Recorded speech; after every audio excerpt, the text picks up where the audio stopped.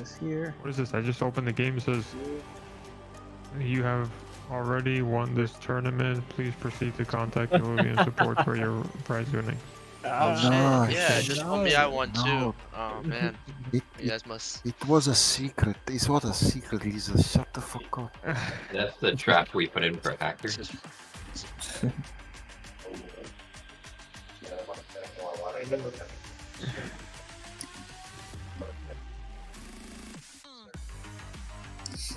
It would be glorious to get back into some good old competitive. Just posted a rule set and oops, posted in the wrong chat. Let me post it in the right one real quick. I just posted. Oh. Two Hayes got banned as a. Ban that man. No. Yeah. It posted in Kuka's cave. Let me delete it in Kuka's cave. That's why. No, but ways we will Spamming the use the channels. link for. We will use the tools for the rules. Everything is there, and we don't need to post Okay. the other rules.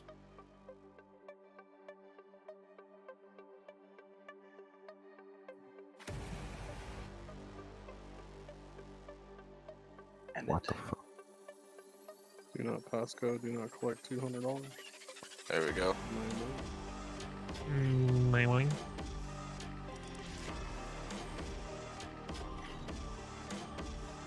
Lol. Kevin. Lol. Winning. Not cave. My money is on Anonymous, by the way, as always. Tell you what, I'll win it at being the first one out. Right? I'm gonna take my 8th place and then I'm gonna go to bed. So Witty's gonna take this all, 100%. Oh, Steady, you're going for the losing streak. There is a spy among us. I see. I sense thing. The voice. Who is the spy? Oh my god. Oh my god. Good evening, Dimitri, by the way.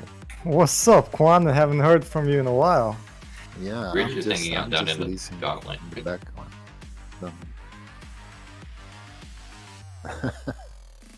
Yeah, because it was really things with the daughter. It just spoke me. I will be back.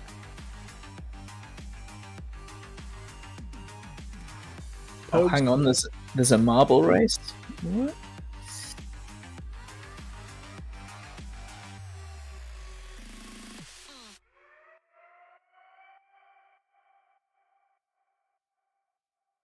Thanks for helping in chat. Play the blast.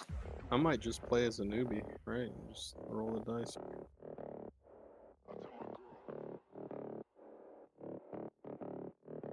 Nice. I'm not gonna lose. Just make sure you explain to everybody that dust is broken and causes you to insta-lose. No, okay. Just a Don't quick roll patch dust. now. Got it. You guys for reals? I will fall for that. Oh, Scott. Scott's in the That's house. Then maybe we are for real. Anything but dust. Got it. Yeah, they just mega boosted Scions, so. Hey, fuck off. 3 Flish is fucking lit, alright? Just. It's just...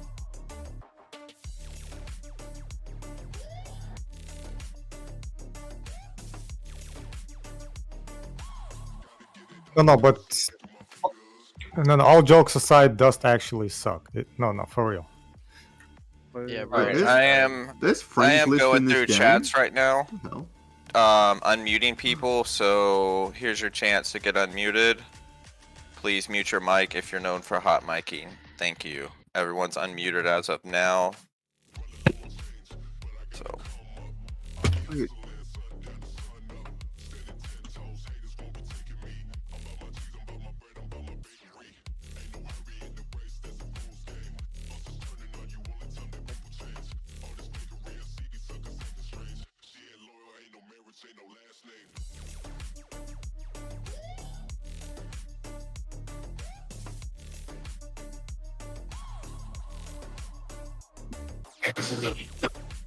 yeah, it's really fun because there is definitely some ways around it. Like you can get a couple good augment rolls in there, and really counter some of those nice builds like Dust and some of these rogue comps that I'm sure we'll see.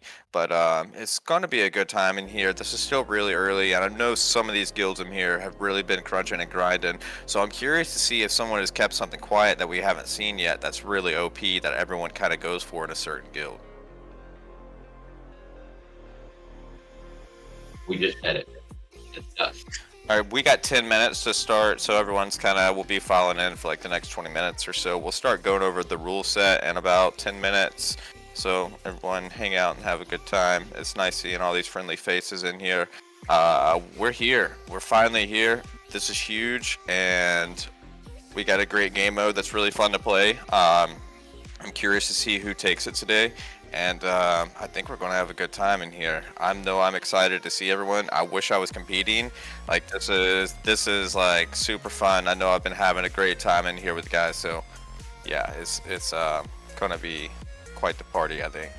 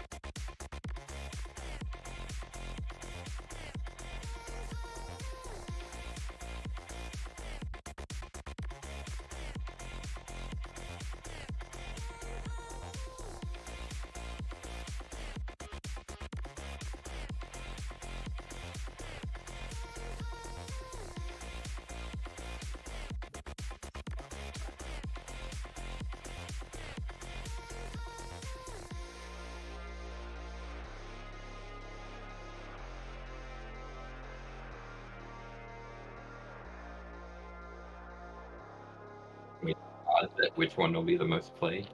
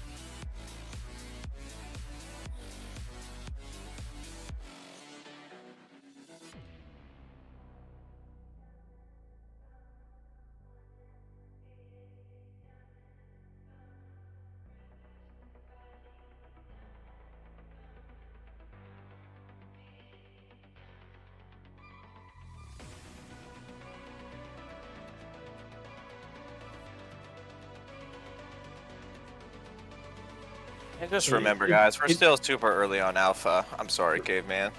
Real quick, it looks like Rich is moving people already, or I don't know, people are being moved around. So if there's any final rules, maybe we should go over those real quick, just so that they can be moved and they don't keep coming back. Because I've seen a couple come back into the chat. Winner needs to take a screenshot, don't they?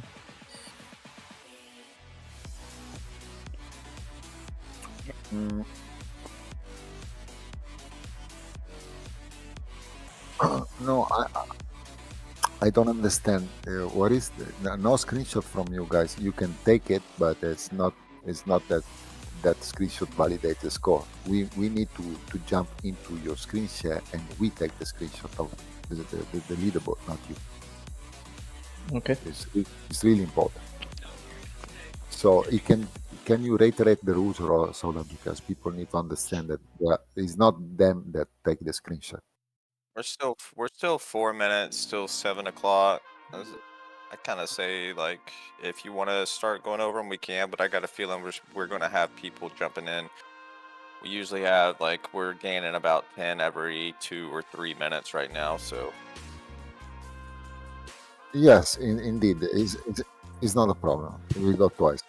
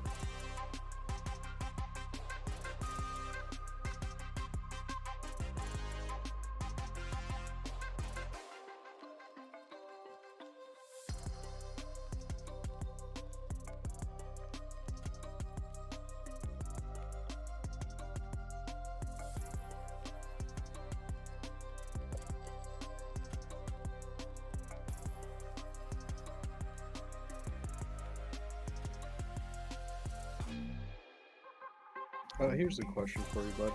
About the screen sharing. So we must screen share, but then do we also need to post a screenshot of the results, or is that something that you guys are going to be like looking at the end of each game?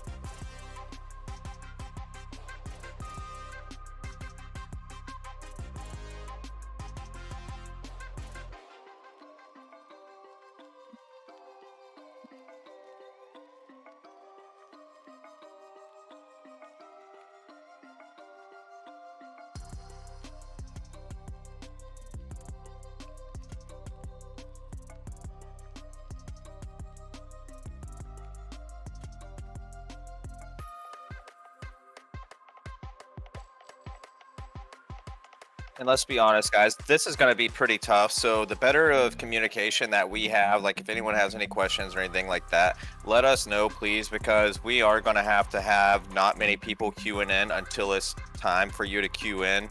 So it's really going to help to just kind of everyone be aware. And whenever we get these matches, everyone find game at the same time, because this is early alpha, but this is a workaround I think we can do. And we're going to see and test it out. I think everyone's got good communication here, and the community, that's what makes Illuvium so great. So we appreciate each and every one of you for that. So, Soda. Gang. Yeah, wait, but Yep. Paz does bring up a valid point about the leaderboard.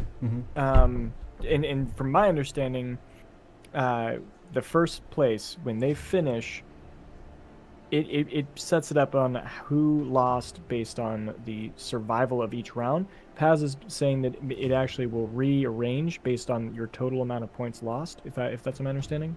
And in that case, maybe you were second place, but you got hit by a big, huge minus 18, so that might actually make you 8th on that leaderboard screen. I don't know the validity of that. I just wanted to... That bug definitely existed at one point. I can't remember if it's been fixed, but if Paz says it hasn't, then I'm assuming it's still a bug. But I've seen that many times. I've seen that a few times, yeah. Okay, that's a new bug for me. I didn't know about that bug. Thanks for letting us know, Paz. So I think we're gonna have to listen to the players and have some type of consensus on what the correct order is. If there are any discussions or issues with it, please bring it up to us. And maybe if you want to protect yourself, yeah, it's tough. That's a tough one. What I would say is try and keep track of yourself the best you can. So if you get eliminated, send a message saying I got eliminated, I was 8th. You know, and just like in like the chat, and then when you take the screenshot, you can verify against the chat. At the very least, it's just like a backup. Yeah, that's a good idea. Just try Like, and create a record of where you're at as best you can. And more like DM, not chat. DM us with being, I'm out, I'm 8, I'm 7, or whatever. And if you need to send screenshots, send the screenshot to us, not in chat, because it will be too much populated. Right. Okay. All right, I am going to... Well, Rich is coming in a little bit. I will get started with our tool from illuvahub.gg. I don't know if we're allowed to put a link, but I can certainly bring it up on stream. If anybody wants to head to a stream, you'll be able to see what I'm going over on either Twitch, X, or YouTube. And okay, so here it is. Yeah.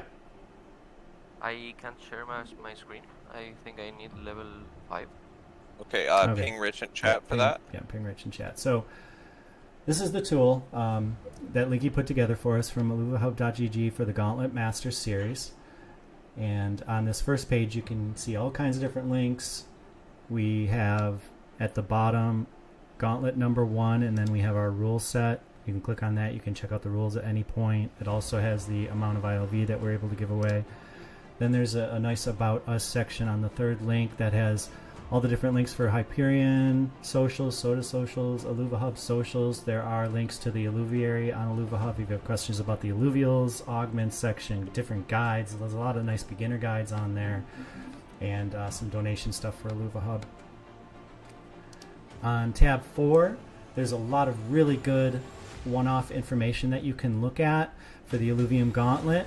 It has the total XP needed to go up each level. It has max unit count for those levels, and then it gives you all the percentages for the different tiers for the levels that you reach. I think this is really quite useful information. It also lists all of the current win streaks. This is for win and loss streaks, and how much additional mastery points you get for those win and loss streaks.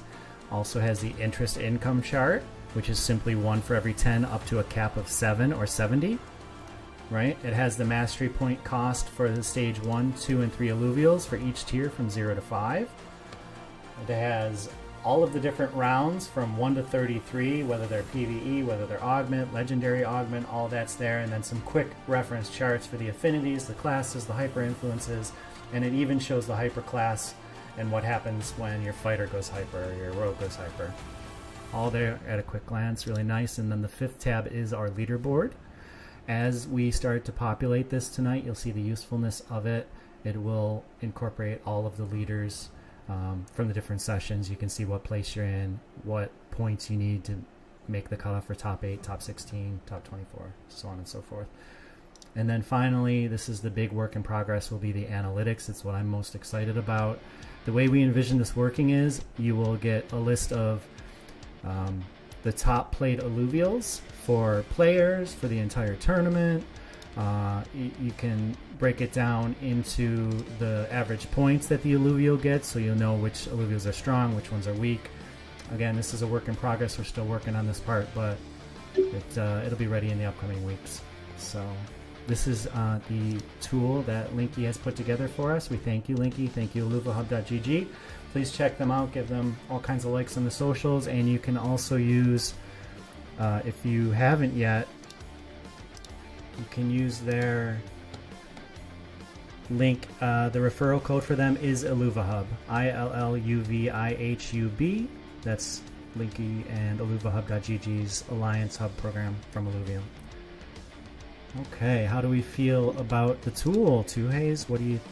Where are we at right now? Can I just say hello? I'm Hey, back. Rich. Hey, Rich, of course you can. Okay. Thank you everybody for coming. Sorry, I had to go get my daughter last second. My ride bailed on her, so I had to go grab her real quick. But I appreciate you guys opening up and everything. Big shout out to Hype. Thank you guys for starting this off and organizing it, Quant and Illuva Hub for helping out. You know, yeah, super cool. I'm excited to get this started and kicked off and see how it goes. You know. As far as like the grand prize, really, we don't have it finalized yet. We want to see how this event goes and see how many people we get for, you know, today and tomorrow. And then we'll be able to finalize that easily by next week. Just so we can get a good gauge of how many people we have competing, you know. And what makes it really fun for you guys to, you know, have a good time and compete to win some stuff. So yeah, I'll get that finalized. But yeah, and then next week we'll kind of probably change up the prizes. I put out an IIP to get fuel crates and cosmetic discs as prizes. So hopefully with fuel crates, then you guys can, you know, win some prizes, take a fuel crate, go and play in the overworld, you know. So that's exciting too. This week will be ILV just because that got pushed through at the last minute. So yeah, should be exciting. And like I said, I appreciate Hype big time for putting this together and looking forward to it, guys. Me You're too, lucky Rich. I'm not competing. Just one word, Rich. As you told me earlier, the snapshot will be taken at the end of the week, and you told me that there will be 8 players in the finals, and they will be play a best of 3 on the finals, right? So the snapshot will be set up for the end of the week, and the first 8 players with the most point will be, you know, through the cut and go into the finals. I'm correct, Rich? Yep. Okay. Yeah. As long as everyone thinks that's good. I mean, it seems good to me. That's that was my idea of it. Okay. Yeah. And then we can we'll do best of 3 in the final and have a top 8. We'll see how this first month goes, and if we want to, you know, expand it to larger rounds, then we can do that, you know, next go round. All right. Are we ready to get people started in games now? Yes. Yes. All right. Let's go, fellas. No, so yes, Hoda, let's go ahead and lead that off. And you got it, pal. And I'm so excited to get some of these games running. Okay. This is going to be interesting. So we need to send people to different rooms. What are the different rooms that we're allowed to use? Is it so we go Atlas, Ophistos, Ramphis, Gauntlet Lobby 1, and Gauntlet Lobby 2? Those 5? Yes. Yes. Okay. Rich, you tell us. Yep. Rich, can you provide? Is he gone? Rich is gone. He's By gone. the way, Okay. Rich told me that every room that we have here in Discord is allowed to be one of the gaming rooms. So now we are enough. You start to move players.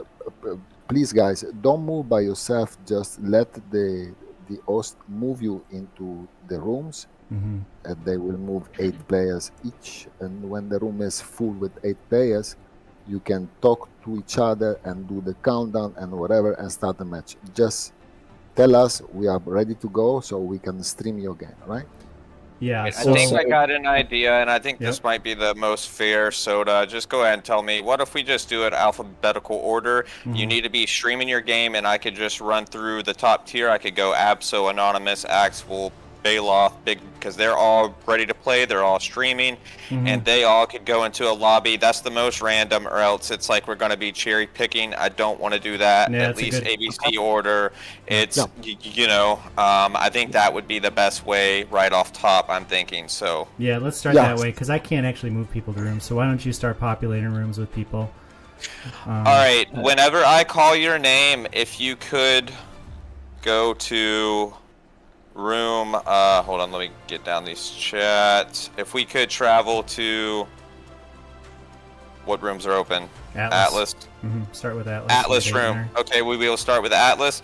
All right, so we got Caveman, Abso JPN, Anonymous, Axel, Bailoff, and Go Big slowly. Man Go slowly. JB. Go slowly. Slowly, bro. Slowly. So repeat the name and go slowly. Abso, please report to Atlas room. Anonymous, if you're here, please report to Atlas room. How many is that in there? There's 5 in there currently. 5. Waiting. Axel can't hear. Brian the Brave. Okie doke. I'll be there in a sec.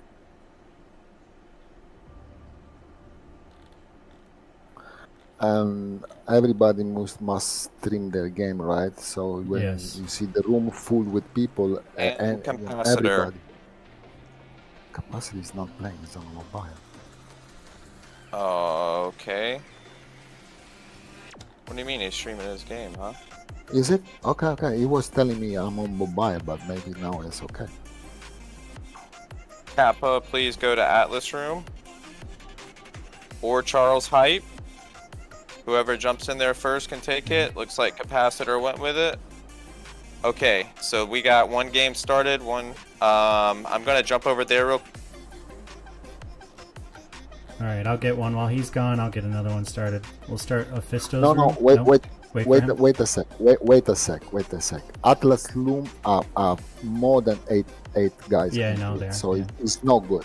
I can move people to Quants if you need me to move people out of there. Yes. I mean, Who needs as to soon be as moved out of there? I mean, Tuaze is in Atlas room right now, and we need 8 players there. So it's 1, 2, 3, 4, 5, 6, 7, and Anonymous need to shed, and we are done with Atlas room. Yep. So Soda, you can fill the second room if you want. Call the names slowly, and then we move the players there. Or if they move them by themselves, it's better. Okay. I took a picture in the chat of the top 8. That might be easy to go off of. I put it in chat. Honestly, that's what I was gonna do. I was gonna suggest like making an emote and somebody emotes, and then you just take screenshots of 8, 8, and 8. You know, like and then just like Nitro Med USA did. Nitro Medusa, whatever. Close enough. Yeah, Right, I was like so- reading it. This is. I don't know. It's whatever you guys want to do, but I was just thinking that as. Alright, so we have 8 in Ophisto. Yep. And now we have 9. 7, 8. Yep. Yeah, So okay. Ramphis room next. Yeah. You want me to do it again? Yep. Yep, keep Okay. going. I think next time we're not going to want to do alphabetical. 'cause- Agreed. Yeah, I mean, you can't do it the same every way, right? Yeah. Yeah. It's fine this time. Yeah, the next set's gonna get. Like I said, I'm gonna talk to Daniel about maybe making his own bot for. Oriox has changed his name, trying to get into a game. Already getting trolled.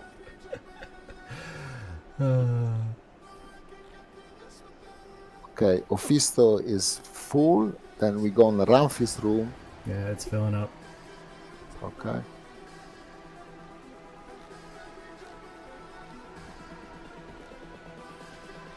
We can. Oh man, we're gonna run out of rooms easily, huh? Oh yeah. We are. Yeah, I told you. I told you. We need one more in have red enough here. posts for all those rooms though. We do not. All right, so right off, I had an extra join. Should I just add him in the tournament, or should I restart the game? I'd swap them out at this point, honestly. But that's So- not mine. That's up to you guys. I think Quants. You think once. You think what? I think Quants. Come on, Is Constantinople. Is the extra a person in the tournament, or is it a random? I think it's random. Let me check the name. It's If it's random, I'd have them restart and just leave him in the game.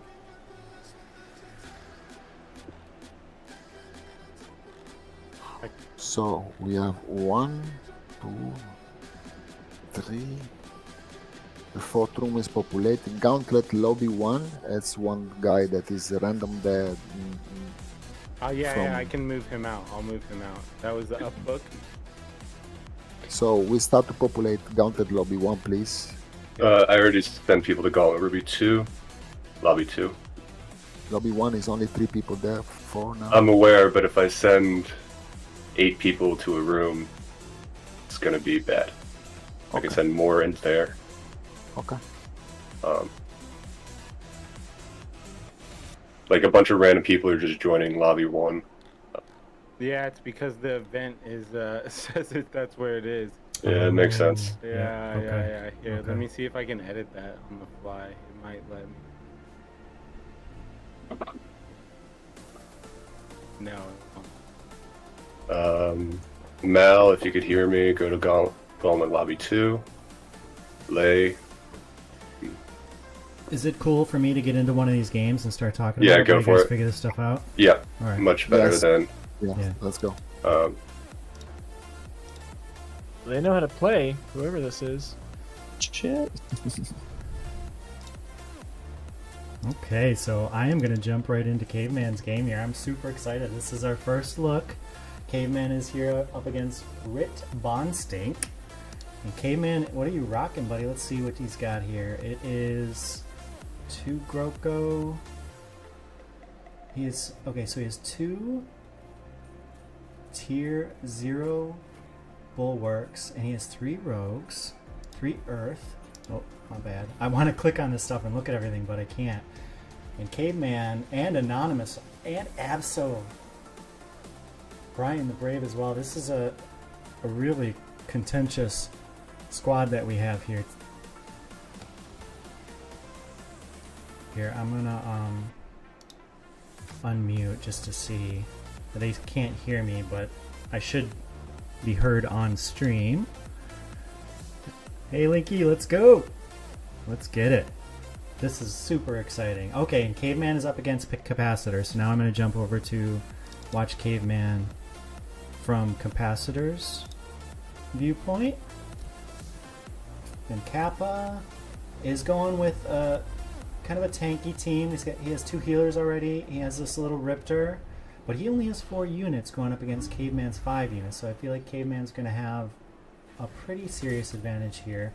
Although if the Riptor could get hyper, it's not going hyper at all. Instead, it looks like Caveman's Fern is going hyper. Anyone else frozen? Wow. Not yet.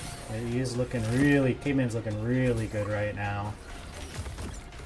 Very strong. Yeah, fighting, yeah. Yeah, that was a really strong look from Caveman. I love this different look of Oh, having the it's- Fern in his it's team round as 5, well. that's too late, Kevin. Looking good. We'll let those guys talk on their own. Like that. Alright, very good. Okay, so first augment round. He's thinking about the Razor Assimilator. I think that's probably what I'd go with, unless you had a more tanky comp. The Razor Assimilator is aggressive. This Thorned Armor is really nice too. If you have a super tanky item with a bunch of healing, that can get a lot of play. But Caveman I know likes to be aggressive. And so actually right now we're watching Kappa play Brian the Brave. And I want to take a peek at Brian's team. And we'll take a look at Kappa from the other side here. Brian has a big stage 2 Templar already. And he's rocking 3 fighters. Sorry about that. And I think what we're seeing here is Brian's kind of going to chew through Kappa's team here. Hopefully Kappa can reach a point where the heals and the defense is enough, but I feel like early on having these aggressive teams just is a little more effective than going defensive, at least in the early rounds. Late game it can be a different story. And that's first look at Brian's team. See who Brian's going to be up against next, but let's stick with Brian for another round.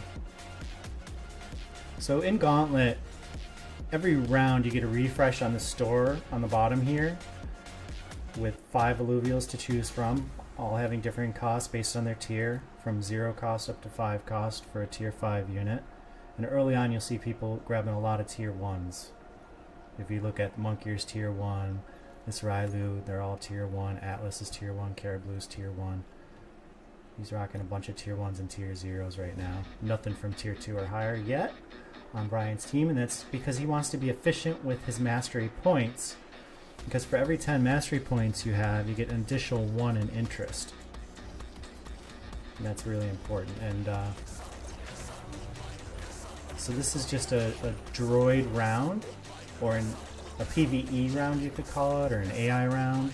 You can tell that we're in round 7, and you see the last green trapezoid that has a little android in the middle, almost looks like Mozart actually. Then the next one has nothing, which means he'll be playing against another player. And we'll see who Brian's opponent is in a few seconds here. This is the first Gauntlet Masters qualifying event. We have 2 games that our players are going to be playing in. The top 7 will each receive a 1 ILV prize with half an ILV at the end. This is brought to us by illuvahub.gg. IlluvaHub is a community-driven platform dedicated to enhancing the Illuvium experience. It serves as a hub for players, providing them with resources, tools, and guides to excel in the game. So what we're seeing from Brian, he updated his Atlas to an Axon. Going to be really, really strong there. He's still keeping his 3 fighters, with this Templar being kind of his main damage dealer here. That's Rylu, that's the stage 2 Red Panda.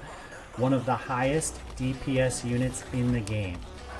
Very squishy, but his attack speed is super fast, and he omegas a lot because his energy pool is one of the lowest in the game as well. He's right up there with the Riptor line and the Terrorbird line as far as casting his omega over and over and over again.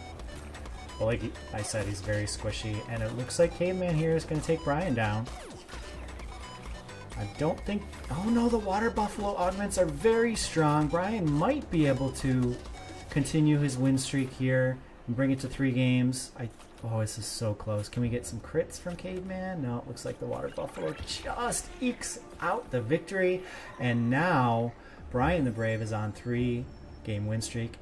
Jagged End's pretty decent. Bloom Imprint can be amazing. Stellar Devourer. All 4 augments were actually quite useful. He went with Stellar Devourer, which steals 10 energy from the target, and he's put... Wow, he is really going... Brian's really going all in on this Red Panda Templar. He will easily be able to make the Fur Knight later on when he's ready for it, so he will have at least 2 Templar.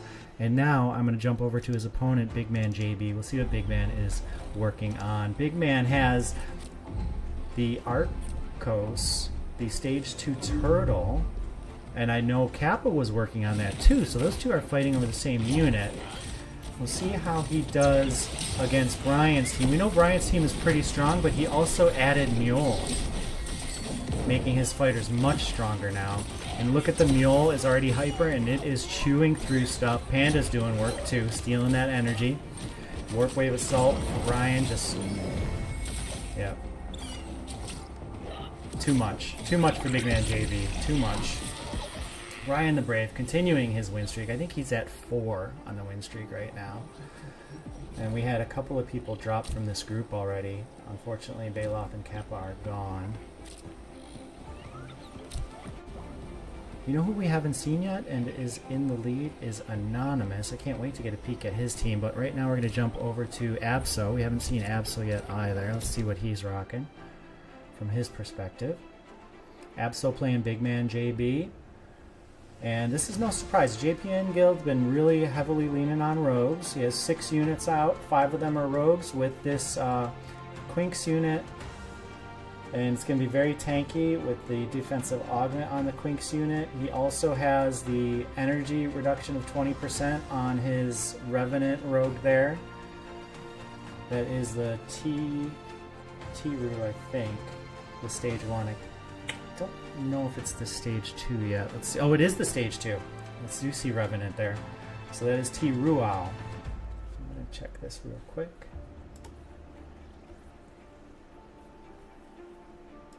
Be right back. 1 second.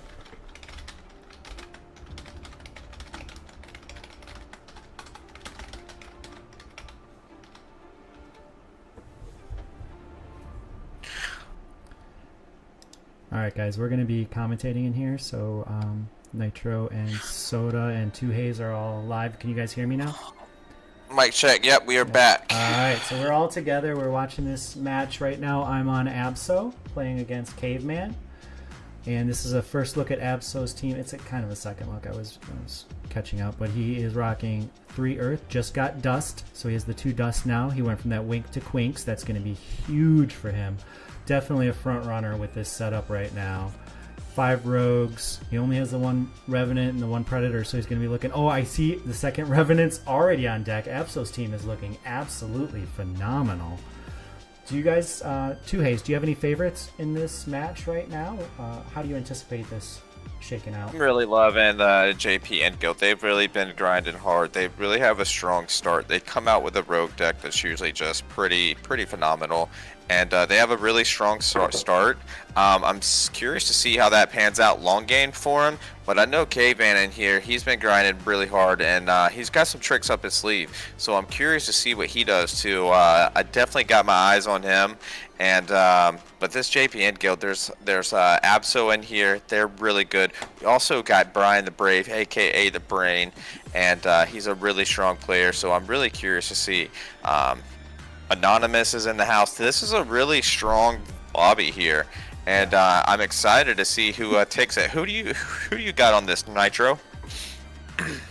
Definitely Abso. I bet him on a tournament. He let me down then. He's not going to let me down twice. Nice.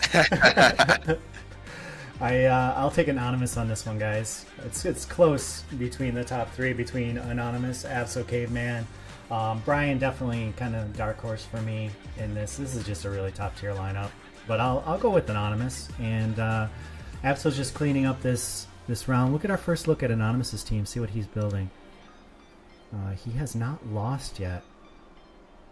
Let's see what he is rocking. So Anonymous here has 6 Rogue, 2 Predator, 3 Earth. Does not have Dust yet, so he's going to be trying to get that 3rd Wink so he can make Quinks and have Dust. It looks like he already has the Revo, even though I can't see it. I'm sure he does. And his bench is full. So and he's got the Revo, so he's definitely working on that Dust. He wants it. And it looks like, that's a really nice strong. He's already got Predator. It's only 13. Is he going to switch that off late game? We'll see. I think it's going to carry him for a bit, especially these next few rounds. So that's a really great start off, especially if he gets that next Quinks in there. He got a little worried about Abso here and decided to bump up to level 7. He dropped 22 mastery points, went from 43 down to 21 so that he could get that extra character out there, and he put the flare front and center. And he puts it up at the top here so that Abso's rogues jump all the way to the back line, and they'll have to walk to the flare. The flare walks back a little bit as well. But in my opinion, it's better than putting the flare in the back line. It keeps him a And little closer. Yeah. And he's also still got 21 points here, so he's not dropping all the way down, but he did want to kind of bump, and he did want to keep that win streak going.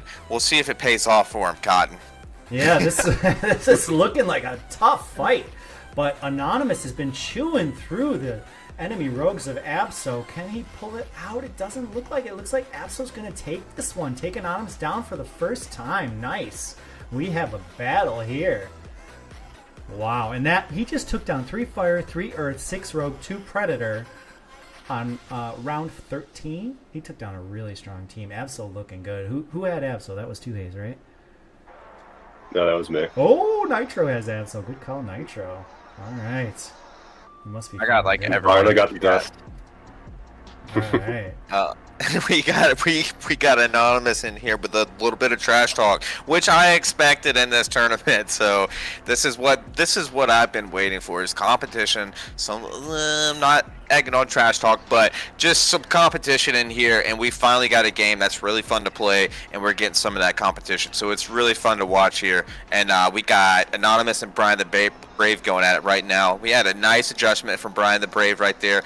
Really focusing on putting his Axon in the back. Couldn't get that Omega off, though. Man, what do you think about that Axon in the back, Nitro? That's one of my favorite units, and I know it can be really nice. Do you like that unit or not? I love that unit. If you could position him a little bit better, just so you get that Omega off, it'll keep the rogues in the back and let your front line really take over. But unfortunately, he didn't get the Omega off, and didn't work out for him. Ooh. Guys, I love Momentum Shield in these. I don't think they can hear me, right? Oh, they can hear me. Sorry, guys. I can't hear you, but you can hear me. Yeah, I'll have to be careful. I'll talk a little more. I can hear you. Yeah. So I'll be a little more careful about which augments. I'll just say left, middle, center, or left, middle, right from now on. But yeah.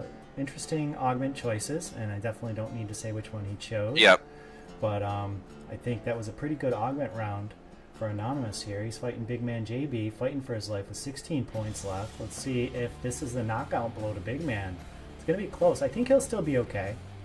And he does have that warp wave, but look, Anonymous's rogues just jumped right on the warp wave, killed it before it even got the warp wave off, although it went. Still got off. Yeah, that was interesting. I didn't expect that.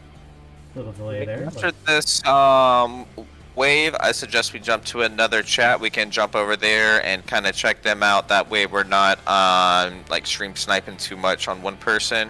We can kind of continue through and check back in whenever they're getting a bit closer to the finals, maybe. All right, I'm gonna send you a message before we do that, if it's okay, 2Haze. What'd you say, guy? Oh, what'd you say, Caveman? It's so. Oh.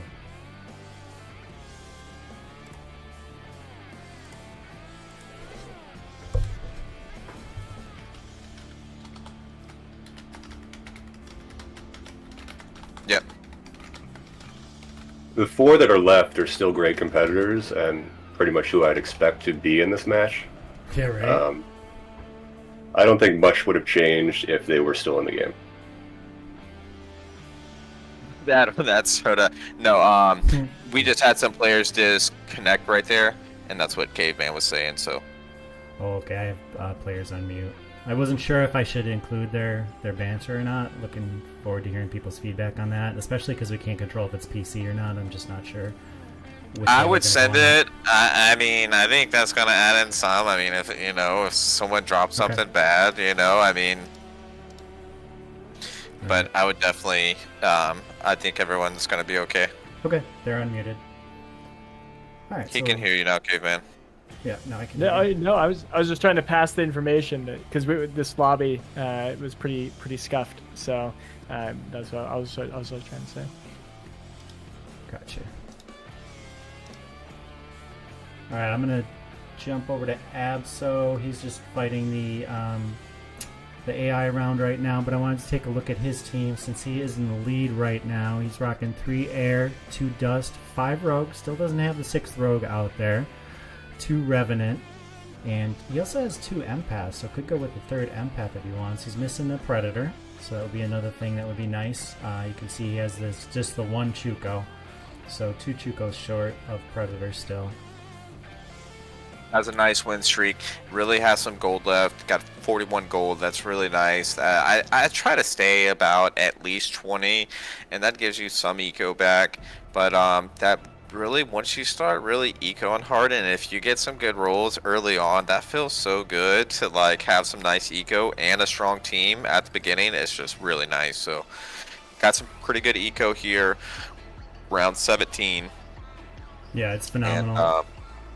And if I look at Gauntlet tips on the tool from illuvahub.gg, because I wasn't sure, but I can look at the interest that you get in mastery points for the win streak, and it looks like at 5 wins you are capped at your max of an extra 3 MP, so that's good to know. So he's already at the cap with 6 wins in a row against players, and he'll be getting an additional 3 every round for that, as long as he keeps going with it.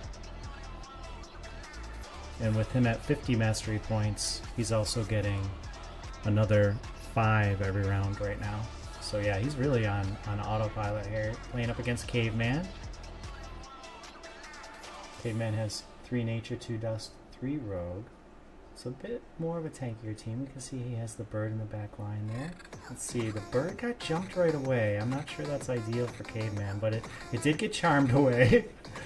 Sometimes that can happen. Let's see how this goes. I think Absol's firmly in control here with the all rogue comp. Very difficult to beat. I would love to see somebody break through and beat the all rogue comp, but for now it looks simply too strong. Let's see if Caveman can put something together.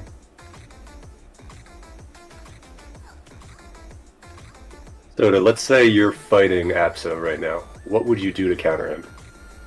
Same thing Caveman's trying to do probably. If I didn't get the rogues and he did, I'd be going to the heavy fighters. He's got his Forest out there. He does not... No, he also has the Lulura. So a little bit more CC and tankiness to deal. If he can get a nice augment, like something that does damage in an area, medium area around when it's hit, that does really well against rogues. Any kind of defensive augments that block physical damage could be good, because all he has right now is this little Rampy doing magic damage. Everything else is physical. Yeah, it's a tall order. It's really the biggest question of the game. Do you have any ideas on what somebody can do to counter this really difficult rogue team that Absol's rocking right now? I do not. That's why I was asking you. That's why you're asking me. It's a challenge, and it's, you know, I don't want to give too many ideas out there, but this is really the proverbial question in Gauntlet right now, and the first person to kind of figure it out, especially during one of these qualifying events, could really take everyone else by storm.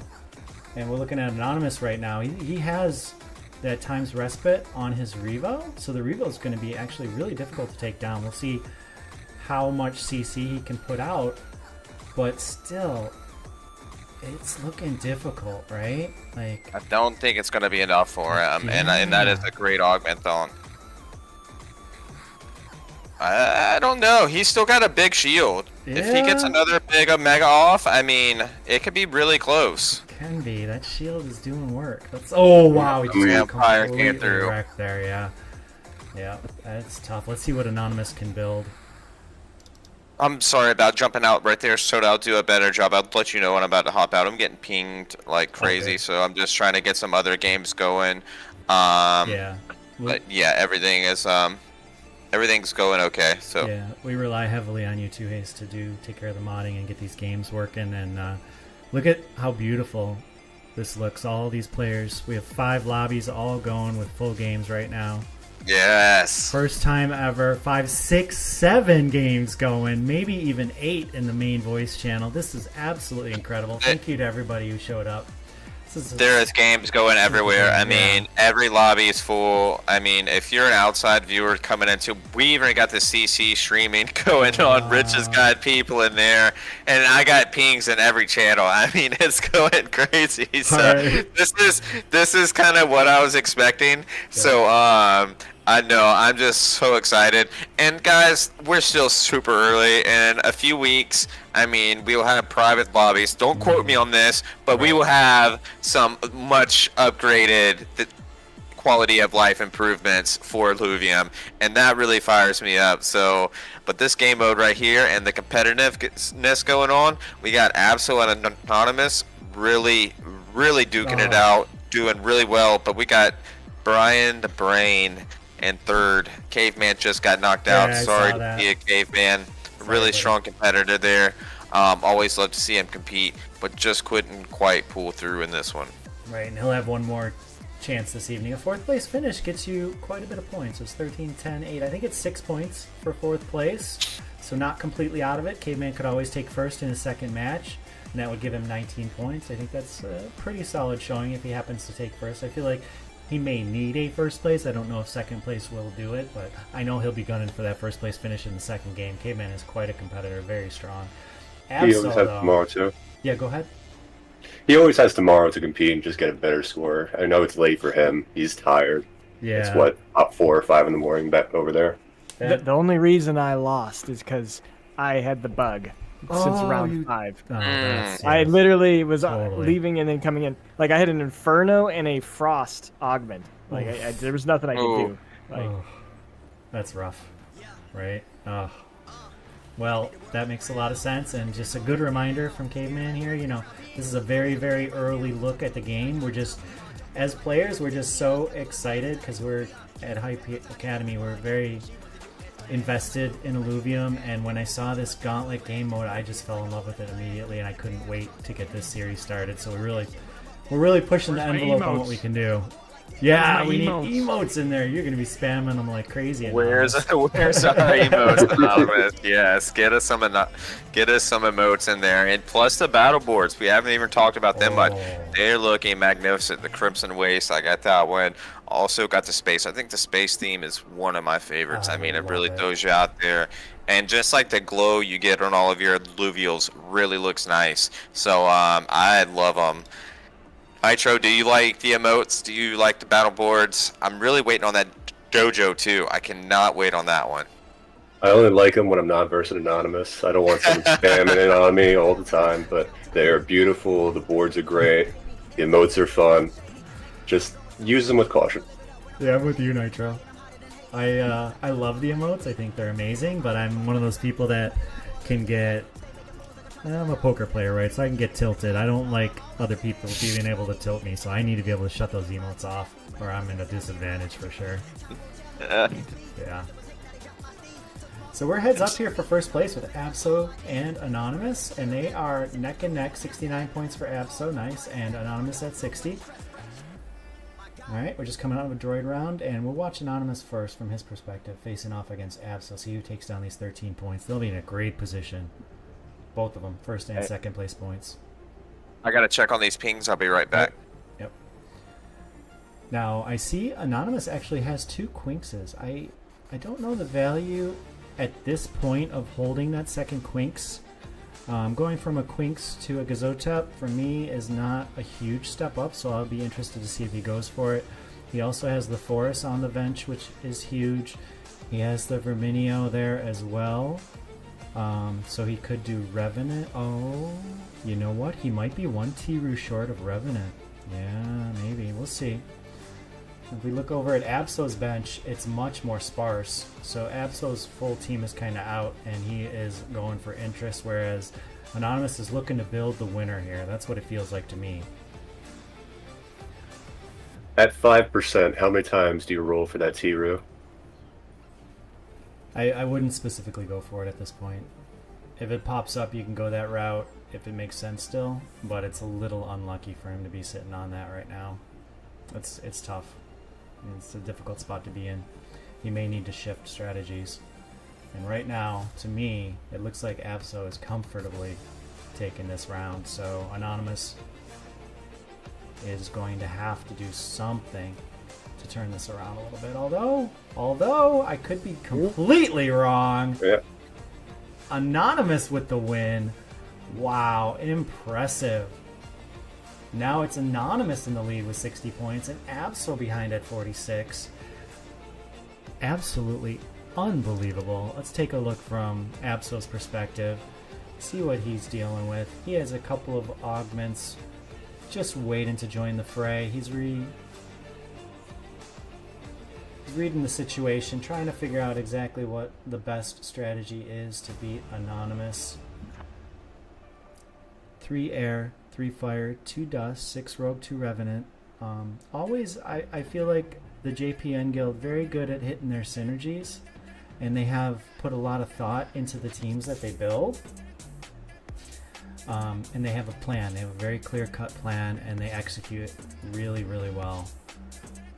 Nitro, what are your thoughts on that strategy from the JPN guild? Do you think that's a good assessment? Anything to add? They always perform well. I'm looking at this guy's economy. It's great. And he is not worried at all. Usually when I get in this position, I get behind a little bit. Sometimes I panic. I don't see any panic out of him. I see him. He has a plan. He's sticking to it. And I still have him winning. Okay. All right. I'm still favoring Anonymous. And the reason that I really like Anonymous's game is because he thinks about what the opponent is doing and then tries to counter that. And it looks like so far it's working out. And if there's any criticism at all, and it's a very light one, I feel like in the Gauntlet game mode, it is good to think on your feet and be able to see the way the game's developing and adjust to those parameters. It's good to have a strong game plan and execute it, but it's even more important, I feel like, to take what the game gives you. And Anonymous is so good at that. I'm such a fan of his play because he really will adapt to the situation well. That's a very good point there. Anonymous really rolls with the punches. I mean, just like Bruce Lee said, I mean, you must be like water. Yeah. And Anonymous does a great job at that. The JPN guild is really a fundamentally sound guild as a whole. I mean, they can really just hit things on the head, and I mean, are just like you said earlier, know their affinities, have a solid game plan, kind of know what they want to do. But sometimes with this RNG, I mean, you just gotta roll with the punches and kind of see what takes you, and also evolve and adapt to the enemy team. If you see them building something like a heavy cost unit, like that Ramfire or something, you know how to counter that. So it takes a long time to build up something, and that's going to take a lot of coin. But really just having those fundamentals go a long way, but just having that game knowledge, I think, is going to take you even further. So I'm really liking Anonymous on this, and we'll see. I think it's going to be a close one. Dude, but Abso absolutely turned that around, and he adjusted. He built this flood, he put it out, has Carbonite Protocol on it, so you can't kill it immediately. It's going to get a cast, probably 2 off. Yeah, this is a great adjustment, a mid-game adjustment by Abso to counter what Anonymous is doing. And so all the credit earlier that I was giving Anonymous, you can flip that on its head and give it to Abso as well. He did a great counterplay there in order to win that last round. Now let's see who can counter the counter, and we'll take a look from Anonymous's perspective. Same game, but we'll see what Anonymous is. Oh my gosh. Without saying anything. Wow. Right? Yeah. Yep. That's the wow, buddy. That's the wow. Let's see how this goes. It's not augmented up yet, but that's still super imposing for your rogues to have to get through that first. And he just pieced out and then shot his Omega into almost the entire team. Is this enough? And he finally went down at 16 seconds with just about the entire team on him. So, all right, is it enough? Can Anonymous pull Don't think so. with the Titan Or? Absol's looking real strong, right? Mm-hmm. We just saw another cast from the Ram fight. A lot of work needs to happen from this Revo. That's the deal. And I don't know. And the Revo and the Rake just need to do so much work, and they just weren't able to get through it.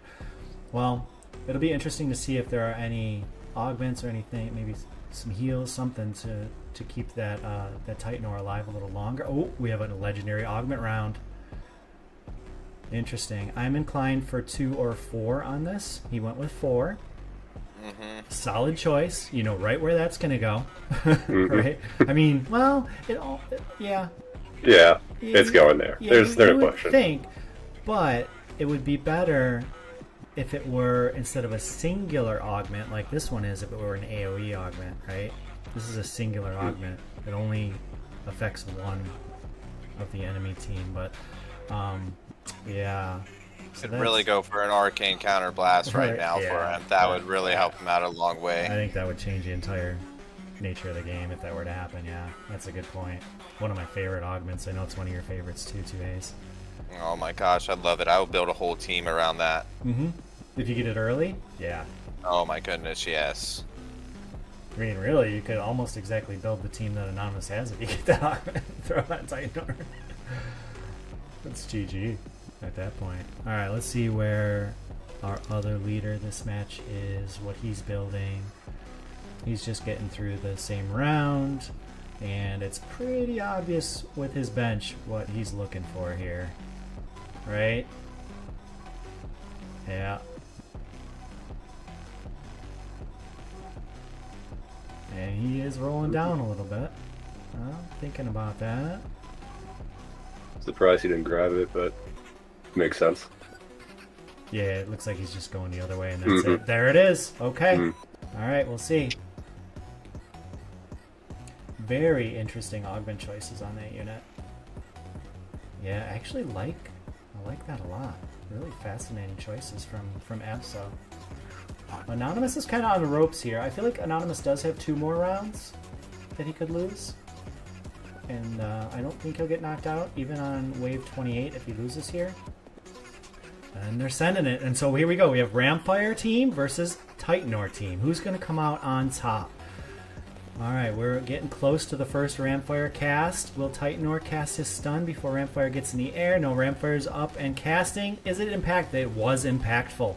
That was a lot of damage coming out from the Ramfire, but the Titanor lives. The Titanor is not going down at all. Not even phased. Right? I think he's gaining health there. Big boy. It is hyper. It is going to be so tough to take that Titanor down, but the Ramfire also at full health, starting to go down now. One more big cast takes out only 1 unit. Not enough. Hyper Titanor, guys. Wow. Unbelievable. That Titanor is looking really strong there. Really strong. Not even a scratch on the armor of that Titanor. Let's head over, see what Anonymous is building. We're going back and forth to our... And they're going back and forth too. They were in the 60s earlier, now they're in the 20s. Just trading blows like 2 prize fighters, just duking it out.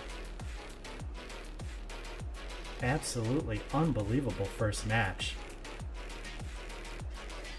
I'm kind of rooting for both of them, but it doesn't work that way, so let's go Anonymous. You got this, buddy.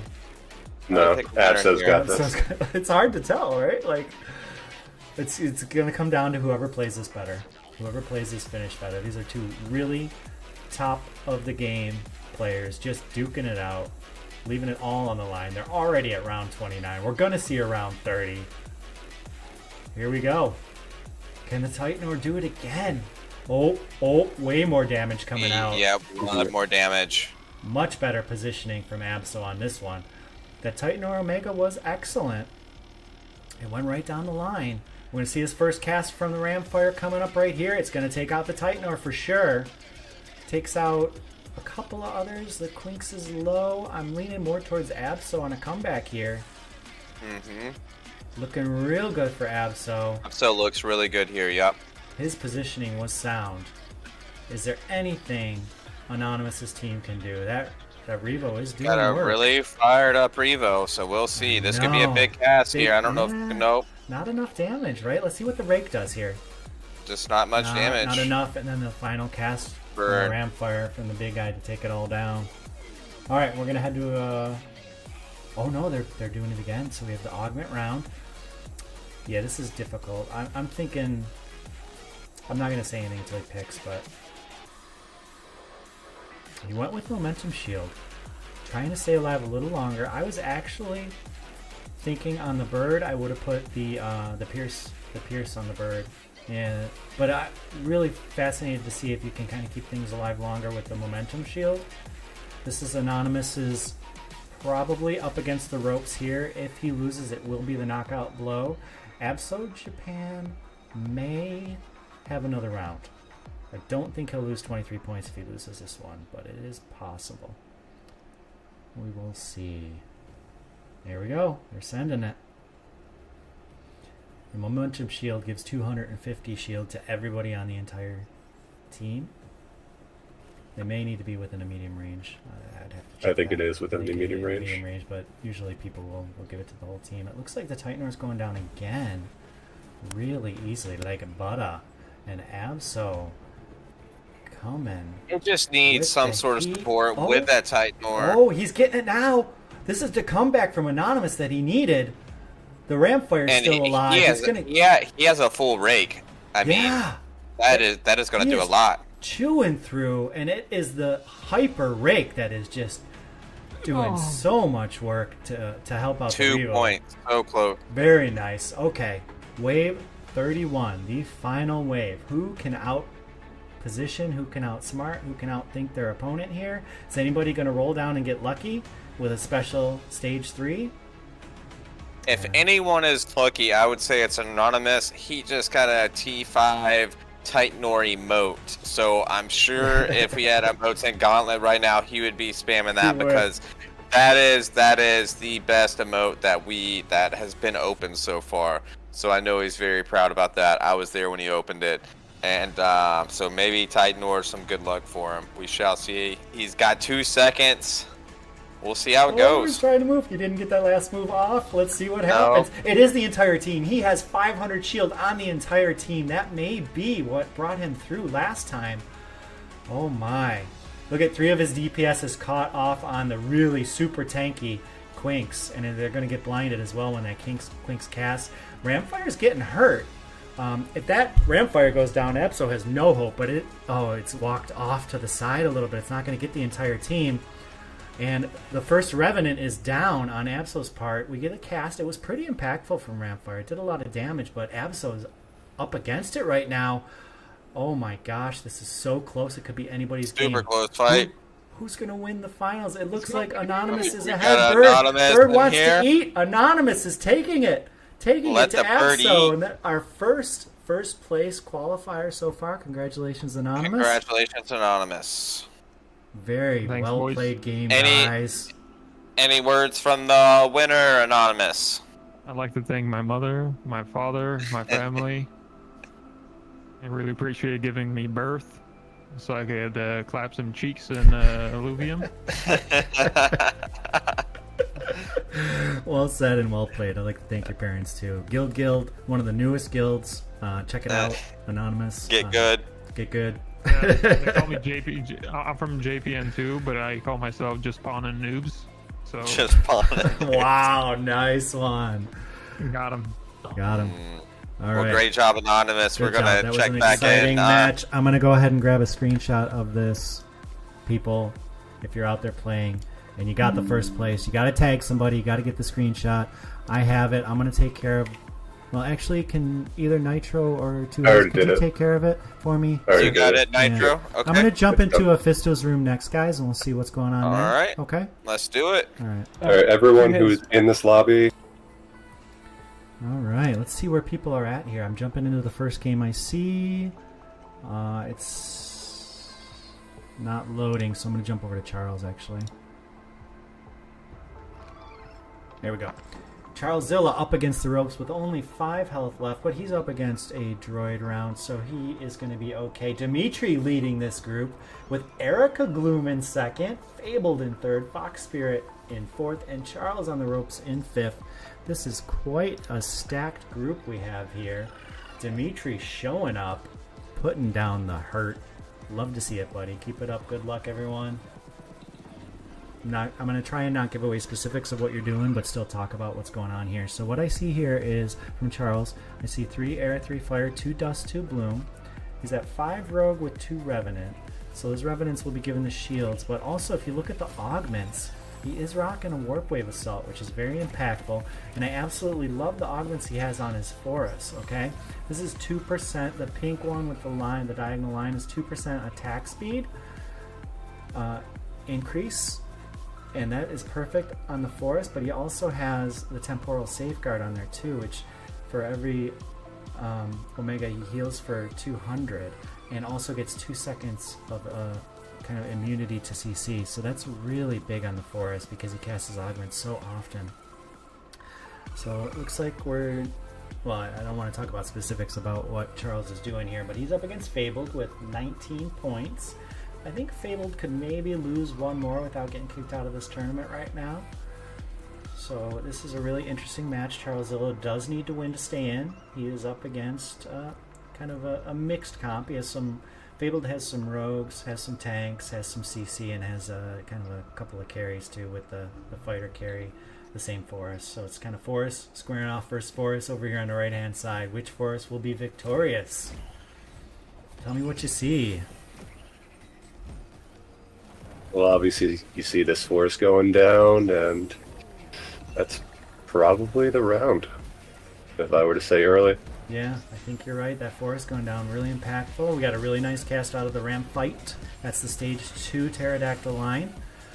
Still, anybody's match at this point, looking like Charles might stay alive here because he has the numbers, but that was a really big bird. Okay, both birds are down, so now we have Lulura versus Lulura and Revo versus just a little Dash. Oh my gosh, the Dash and the overtime takes it out. Charles Zilla in a heartbreaker getting taken out by rough. Fabled. That was rough. That could have gone his way easily, but it did not. We'll look for him to bounce back in the second game. So now, Fabled, we jump over to him. He's up against Fox Spirit Atlas. Can he do back-to-back knockouts and run the gamut? We'll see. Well played that last round, Fabled. Up against Fox Spirit. Fox Spirit's team is very tanky. Yeah, he's got the Goliath in the back corner. Has this Flood for heals. Has a Yokul, which is a stage 2 polar bear. Also has a Forest. Everybody rocking a Forest this game. I see an Artist here working with the Ram fight as well as Lulura on that side. And 2 aces away from a Monarch. Only 2 more and he gets the Monarch. That would be huge with the Ram fight already. But he needs to stay alive one more round. Can he do it? And get the lucky rolls? We'll see. A couple of beautiful augments. I can't see what unit that's on. That's on the Caradulo. Very tanky Caradulo. Oh, but it's getting taken out now by Fox Spirit. And the Caradulo does go down, so we chew through those stuns, as well as the communal regrowth on it. Looks like Fox Spirit Atlas may stay alive here. And there is the Ramfire. It's not enough. Nope. Fox Spirit Atlas, you are looking okay. Unless the Revo can kill 4. I don't think it can. Bear wants to eat. Nice. And Fabled lives. Fabled does Love live. to see it. Yeah. Now these two knock each other out. Let's go to our leader of this room here, Dimitri. I am looking for you, buddy.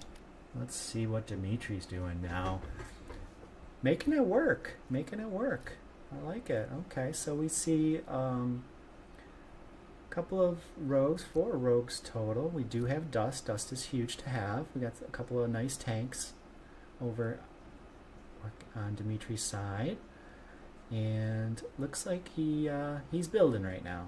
He's making it work with what he has. Has some really sweet augments.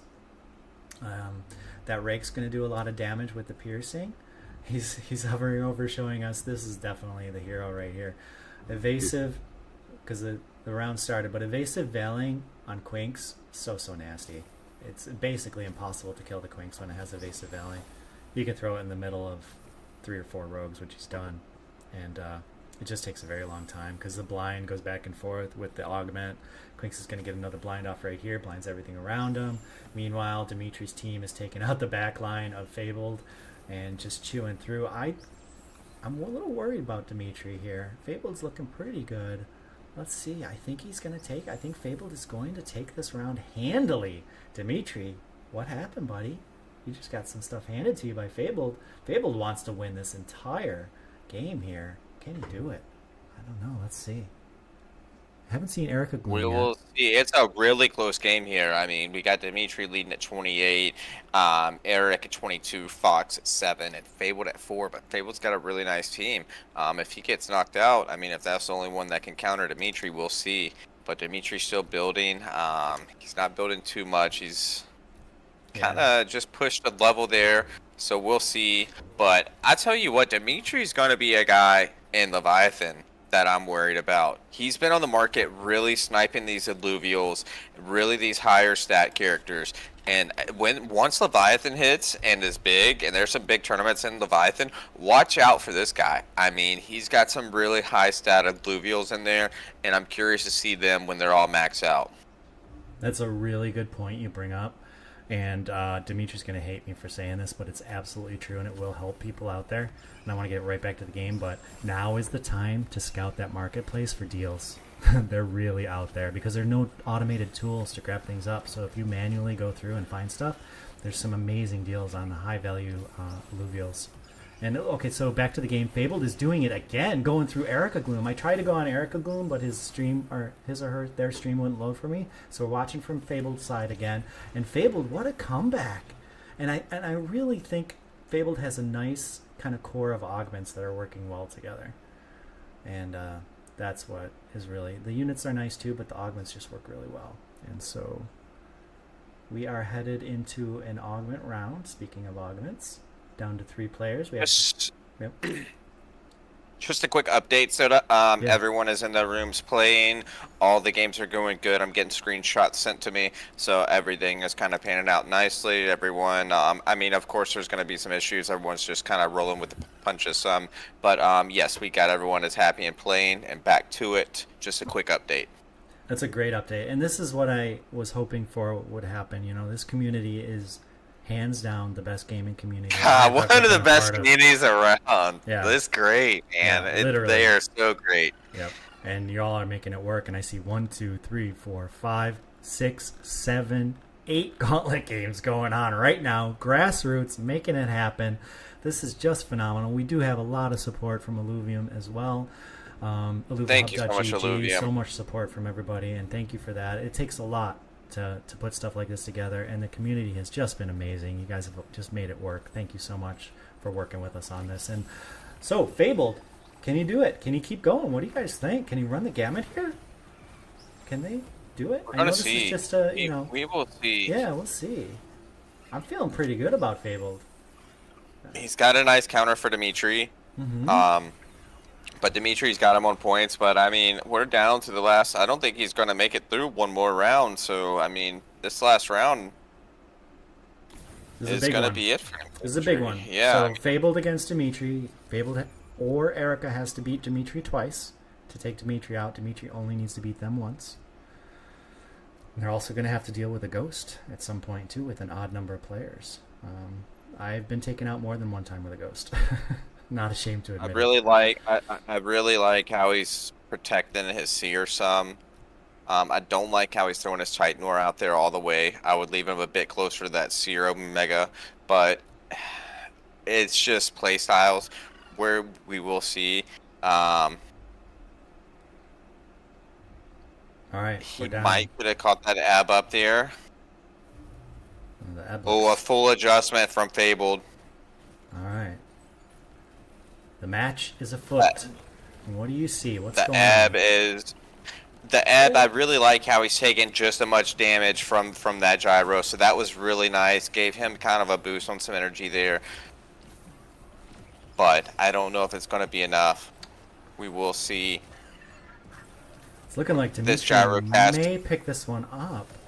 Dimitri's Flood is healing a ton. I think that is the difference maker for me. If Dimitri takes it down, but the bird is too much. Gotta get this gas.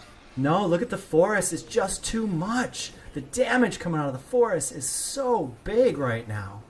And it's just going to walk away from the ram fight. The movement speed and the damage, that forest was definitely the hero of that match. Erica's still in it, so Fabled now must beat Erica. Dimitri is simply against a ghost at this point, so we'll stick on this match, I think. Fabled is rearranging. And Erica, I'm going to see if I can get over to Erica real quick, see what's going on.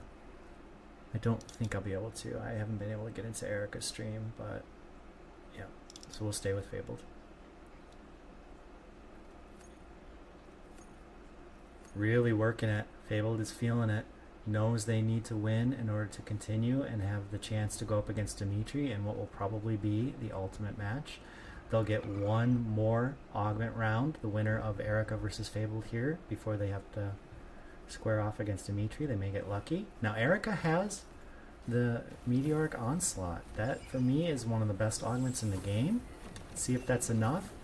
Oh my gosh. The wave and the wave. Oh, but the Onslaught is dead. They will not get another Meteor. Is it enough to take the match? Can Fable do the impossible and beat both Warp Wave and Meteoric Onslaught on round 29? What a nightmare scenario, but he has done it. He has done the impossible. Unbelievable fortitude to beat both Meteor and Warp Wave. Wow, Dimitri. That is just a deadly combo there. I mean, you're getting stunned, and then you're getting the enemy's team fully Omega'd almost, and it's just a deadly combo. You're getting a tsunami on you, and meteors falling from the sky. If you're a new player and someone has those augments on you, you're like, what the heck is happening? Like, where am I? Like, what? Like, why is this happening to my team? It's just so terrible to see if you are facing those two augments, especially on the same time. Yeah. Okay, we're back with a big one here. Yeah. I'm watching Dimitri's. You're watching Fabled? Nope, okay. I'm over to Dimitri now. Jimmy? Yep. Dimitri was the leader throughout. He has been up against the ropes the last few rounds. This is the final round, round 30, Fabled versus Dimitri from Hype Academy. Let's see.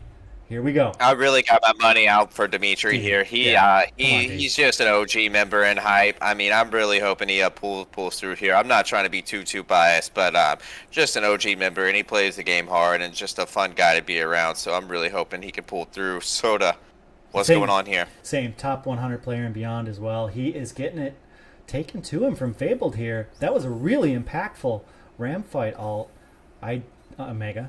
Pardon me. And a second one already. Oh my gosh, he is just getting not looking good for him. Destroyed.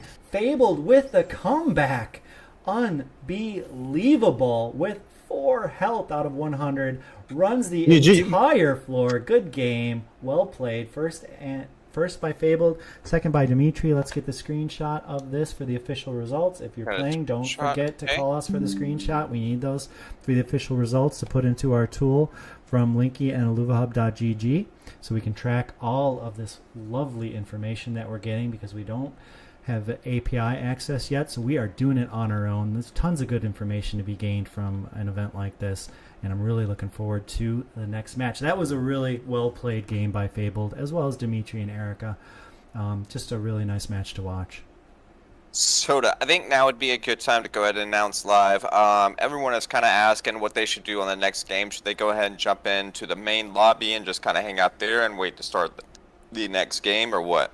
Yeah, as soon as we have 8 ready to go, well, more like 16 to 20 ready to go, we can start populating new lobbies, and I'll rely on some of the mods to go ahead and do that.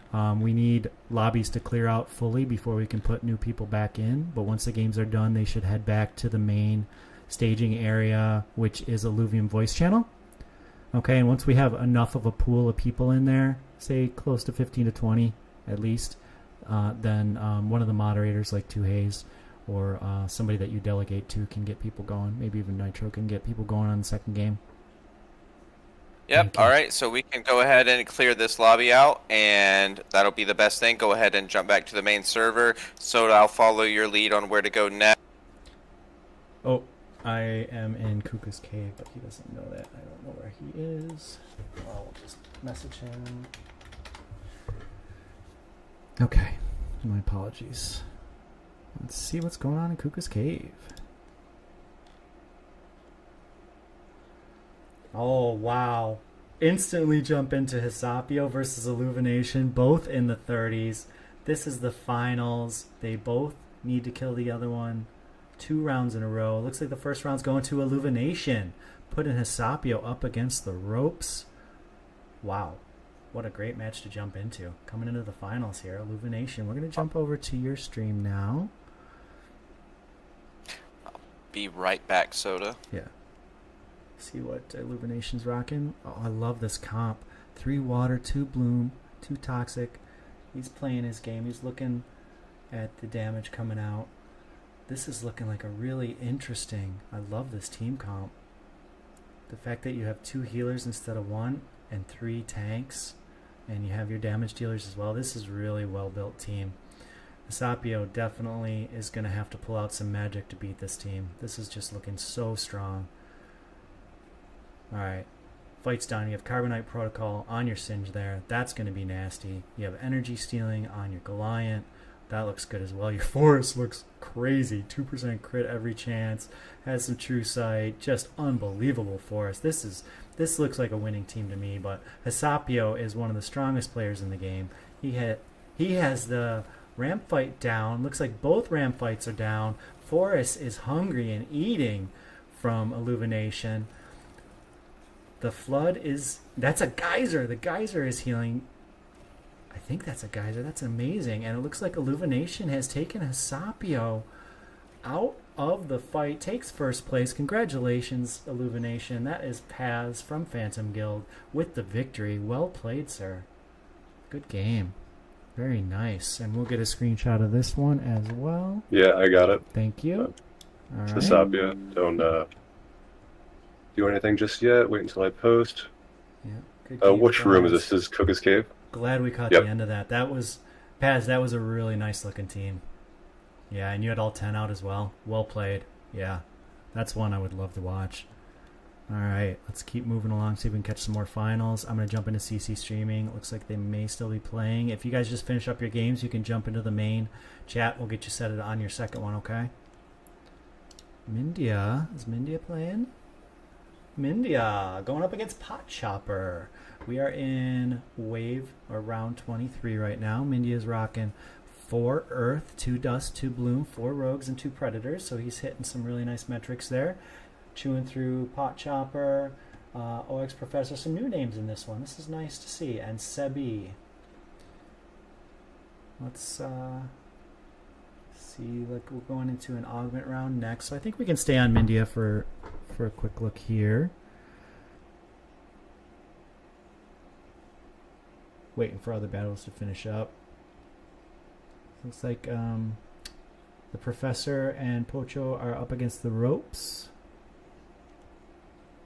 With our couple of really nice augments here. Yeah, difficult choice. I could see in different team comps any of these 3 augments being useful. And we're getting a little choppy from Mindia, so I will jump over to the Professor with 15 health left. If we can get Professor to load. Not quite. Let's check Sebi. We'll find a good stream. Thank you for being patient with us. Here we go.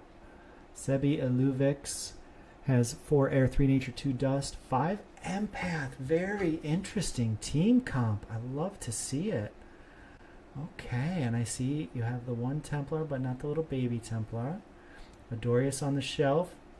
Has the Mammoth, the baby, 2 of the baby Mammoths. This is a really fascinating team comp. Terrifying to go against something like this. Especially when you know it's working because he's in first place. Mindia's trying to make it happen. Oh my gosh, that Mammoth is just swinging away. About to cast his Omega. Gonna send somebody levitating across the screen. So much damage coming out. Stream's a little choppy. I do apologize for that. At some point in the future, we will have a spectator mode. I can get this on my stream. Looks like Mindia's mounting a really solid comeback in this match, though. Mindia's Alluvials are not going down easy. We're into overtime, and Mindia is going to take it. Mindia, one of the professors from Hyperion Academy, showing what he can do.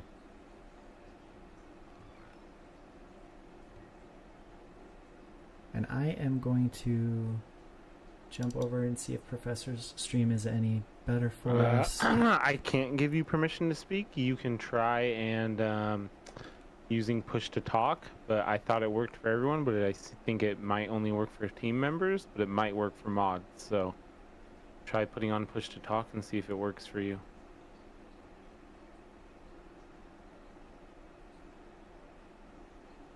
No.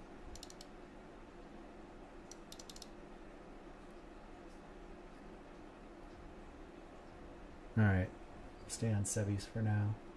Yeah, it might work for 2 Haze though, because he's a mod, but maybe not.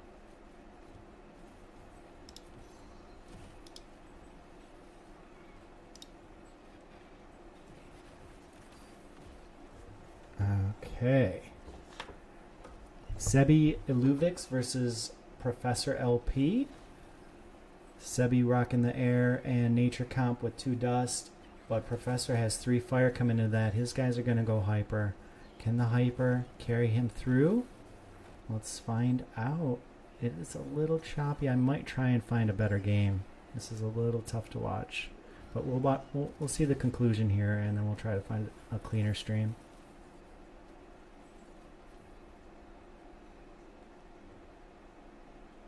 Yep, this is just totally frozen. Okay, Sebi did take that one down and knocked Professor out, so we are heads up here.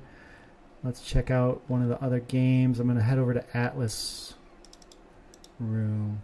I just want to find a little better stream.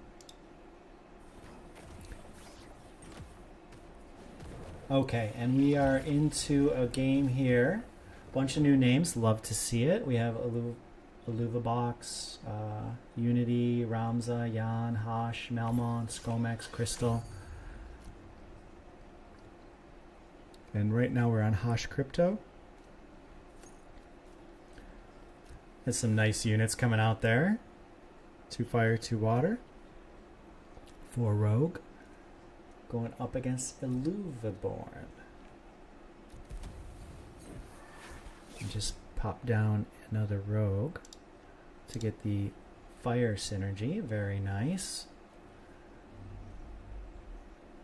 I also see you have the stage 2 of the sloth line. Twine. That's going to be very tanky with some nice augments on that. Alright, we are into it. Looks like the fire team of Illuviborn is really chewing through this kind of more tanky team from Hosh Crypto, but his Rake's got something to say about it. About to do another Omega from the Rake, and it's devastating, and Hosh Crypto takes this round pretty handily from Illuviborn. Very impressive. Nicely played. Love to see it. So let's head over to Illuviborn. See what our Reborn is playing here. I'm guessing these are the same. Yeah, it is. So Reborn is Illuviborn in the game. Good to know. Up against Melmon, and Illuviborn has 3 fire, 4 rogue. 2 haze. What do you think about this match so far? I mean, we know Reborn. Reborn's OG, but you know any of these other players? Melmon looks familiar to me. Unity, what do you say? Just got in here, but yeah, I've seen a bunch of these players around. Ramza, he's an OG player in here, been here for a long time. Illuviborn, Unity, I've seen him around for quite a bit. Skomex, and I really like Ramza here. He's a long time player, really been around a bunch. And so I really like these OG players.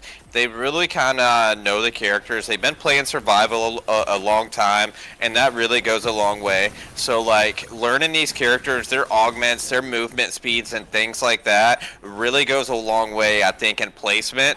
And I know, like, I really love playing Axodon, but he's really got a quick movement speed for a tank. So you really got to kind of know that to stay on top of your game and kind of match that with what your opponent is placing. So a strategy I use with him is I like to either put him in the front or the back. If I'm facing a team where they got heavy fighters, where he's not going to move far, I'll place him all the way to the front. Now, if I got a rogue team, I'll try to place him to the back where he doesn't have to move near as far to take that damage.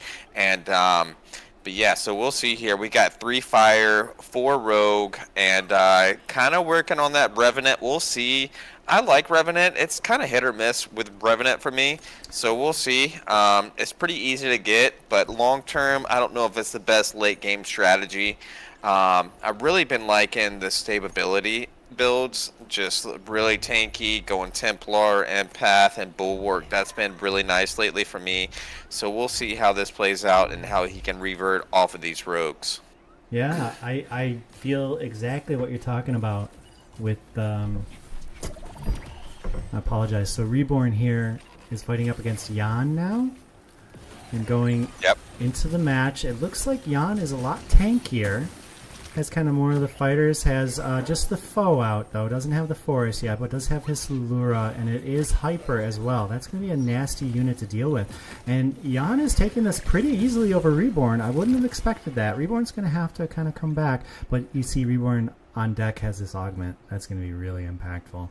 Let's check out Jan if we can.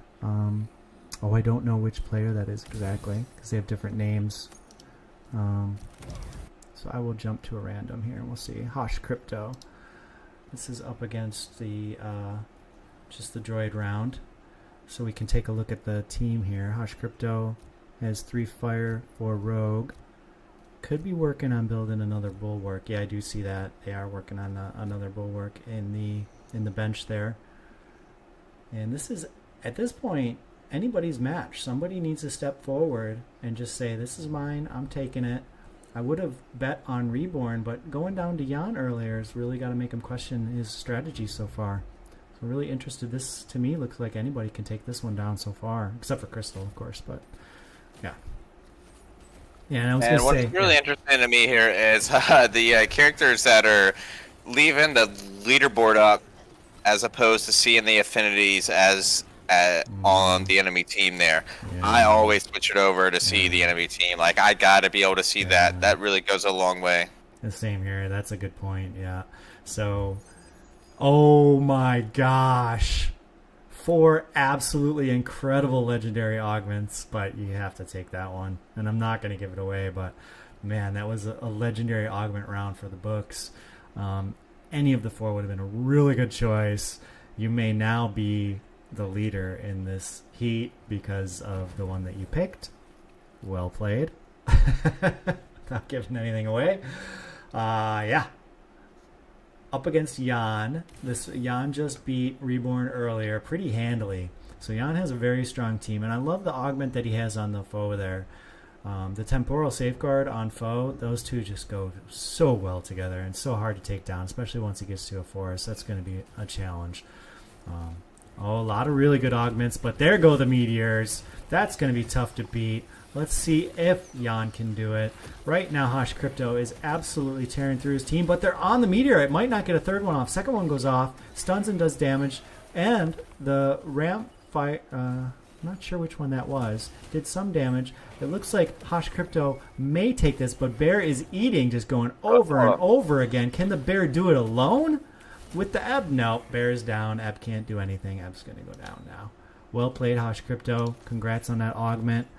Let's jump over. There's a couple good augments in here. I've been browsing through, so there's good. a couple Tell good me. augments I'm excited for. Yeah, if you want me to jump to a certain player, let me know. This is fascinating. You're actually playing against it right now. You already Yeah. see the augment that I'm talking about on the end. No, you just switched over to Malman, sorry. Yeah, so now I'm on Malman, and this team is exactly, like, if you're having trouble with rogues, this is what I would try. And it's very difficult to pull off. But Malman has done it. He has 5 bulwarks, 3 water. Once he... is he going for the flood? Maybe he's not even going for it. But I would certainly be interested to see what avenue Malman's going to take, because he has a very tanky team, and he's going to be going up against a lot of rogues. Could be good for him. Let's see how it performs first against Jan. I got a feeling where he's going. I mean, the way I see it going, I think he's going Bloom, and that's going to give him an extra fighter and an extra rogue. And if he's got a nice little break there and a nice Lulura, that could be really good combo there. That's 2 of my favorite cheaper rogue units. Absolutely. And it looks like Jan is taking yet another round. Really pushing strong, Jan is right now. Taking a round off Melman's 5 bulwark pretty handily. Okay. Well, let's jump down to another new player here, Payne. And that is Jan. Okay, so we get Jan's perspective here. P-E-Y-N in Discord. Looking at a chance to knock out the second opponent, Skomex. Skomex has a Riptorus and a Goliant, has a Forest, has full bloom with the Lulura. All second stage characters, 1, 2, 3, 4, only 6 right now, going against 8 characters of Jan. That'll be an easy victory for Jan if he's able to if his opponent stays at 6, I feel like this is kind of going to be a walk away for Jan. It's just too much of a discrepancy when you have 2 extra. Okay, and he did go up to 7, Skomex did, and has the full Forest. So, can Forest chew through the team? Happening so far as a nice angle with the Omega. It's going to go all the way up the line. Look at that. Look at that damage coming out of the Forest. And no dust to stop it. This is looking really bad for Jan. This Forest is just eating and eating and eating the entire team. I would love to see the damage here, but we don't have access to it. But the Forest is doing the work. Trust me on that. 3 fighters as well. Yeah, that was... that Forest is one of my favorite units. I mean, it's really strong and nice. Like, love the bloom. Yeah, and so we have the second Yokel on the bench as well. So now, Jan versus Reborn. Who's going to take it? Wave 21. I think they both have another life. We shall see. Augment going down here. I'm not going to mention what it was because I think it was new, but yep, just positioning everybody last second. Try to get everything the way you want it. And it looks like, is that a Lynx on Reborn's team? That's a Lynx with Carbonite Protocol coming. Full blown stage 3 Lynx. Very difficult to put together. How do you feel about the Lynx line, Soda? Do you think you should be able to guide your Lynx line? Do you like the way it is randomly? Yeah. You definitely think there should be some way to guide it, yeah? Yeah, I think there's a real opportunity here to make the Lynx incredibly impactful without being overpowered by allowing... Right, just a fun character to have, right? Yep, and to make a synergy kind of in the middle of the game that'll be impactful later on to make an early decision with that. I think they're very difficult to build right now. So in the games that I've played, and that was a very convincing victory by Jan. Yep. Jan just really went through nice right there. Had a bunch of alluvials left, and really came through. But anyway, Soda. Yeah, I'd like to see where this is going to develop. Like we've mentioned earlier too, Hayes, this game is in development. This is an alpha version of it. So, and I'm having I try to play every day because it's so much fun. The game is it's like poker in a way, you know, like anybody can learn the rules of poker, sit down and play in a day or two. But it takes a really, really long time to become an absolute master of the game. And Gauntlet is a lot like that. Like, you don't need any assets. You can just come right in, join us without knowing much of anything. Just have the game download, you come in and play. No assets necessary. You don't have to pay any money. It's totally free to play, and it is a blast. And the more you learn, the more fun it gets. So I encourage everybody out there to give this game mode a shot. Once again, free to play. Don't need to own any assets. Don't have to do much of anything. I think all you need is an email address, and that's it. Get you started. We're right on the Epic Store, and we are up against Hush Crypto, who, if you recall, has that Meteoric Strike. This would be a much bigger challenge for Jan. And at this point, it looks like who can put something together to face Unity, right? Hutch might not be here. He may have lagged out on that. We'll see. He's typing in chat now. Oh, no. That's unfortunate. He might not be here.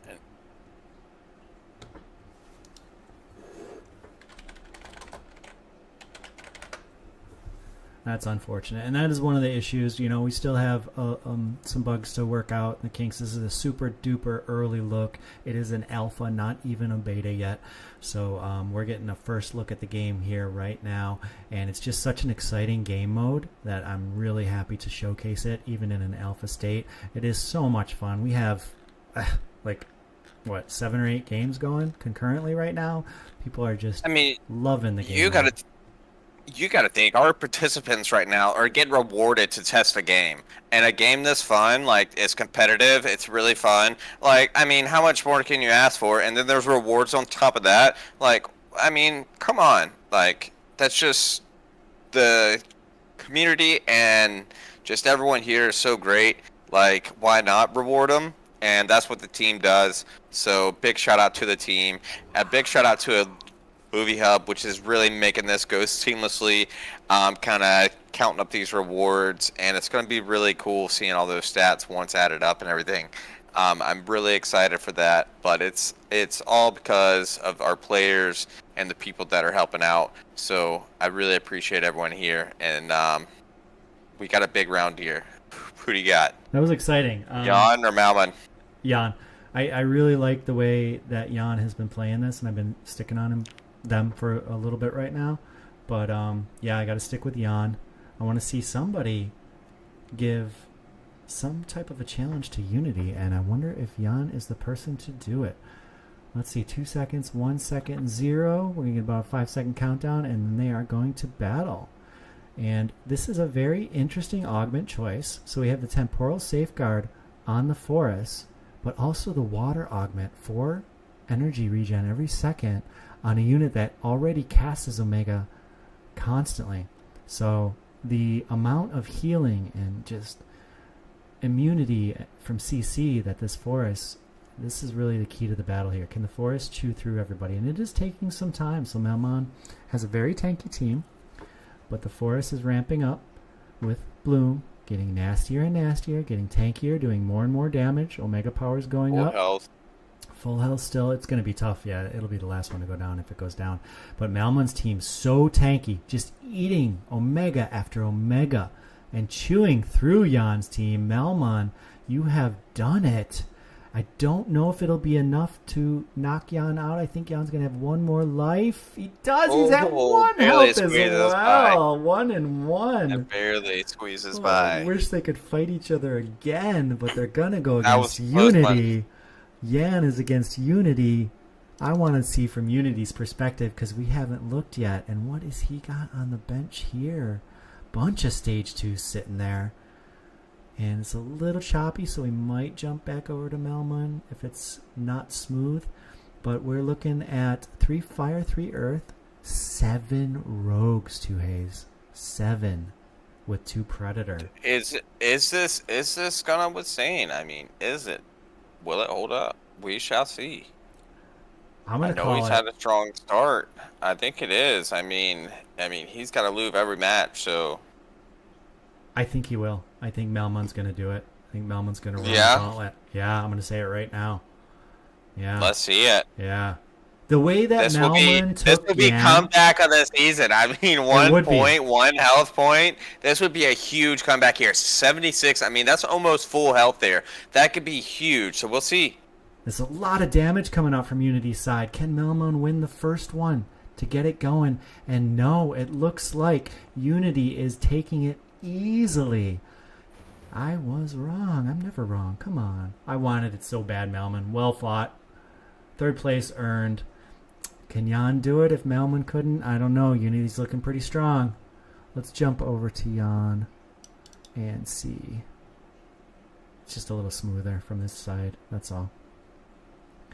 Unity looking really good, really strong. Tons of good augments on that side. Tons of damage with the 7 rogues. And right now we have 3 air, 3 earth, 2 bloom. Desperately trying to hold on. Got to win the first one if you want to keep it going. Jan, can you do it? Let's find out. Still 20 seconds to rearrange. Think about things a little bit. Never did get to flood. Okay, so we have a little ebb right there. Little ebb's going to try and do some healing. Do we have 3 fighters? No, we're just rocking 2 fighters, just 2 bulwarks, just 2 empaths. Oh, just got the flood. That was nice. Yeah. That was a nice upgrade there. That's how Unity just found out about that. But yeah, this is a big help. You know, you're going to need the heals. Unity's team has so much damage. Now, I would really like to draw that flood and let that flood actually take some damage, and that's going to really help him out with some energy regen there too. Right now, he's just kind of not doing too much. I would have liked to seen him and the play more there. I totally agree. And the key to this for me is that Jan's Yotun just has to basically kill the entire team. I think that Barry's just got to go hyper and start wrecking. And it's not quite happening. The Lulura's hyper, which is something, but I don't think Lulura being hyper is quite as impactful as Yotun. And Lulura, last one to stand. Tough to take down for sure, but Unity takes this heat handily. Congratulations, Unity. Well played. Really nice team. And congratulations, Jan, in your 2nd place. Melmon 3rd. Well played. We'll get this screenshot too.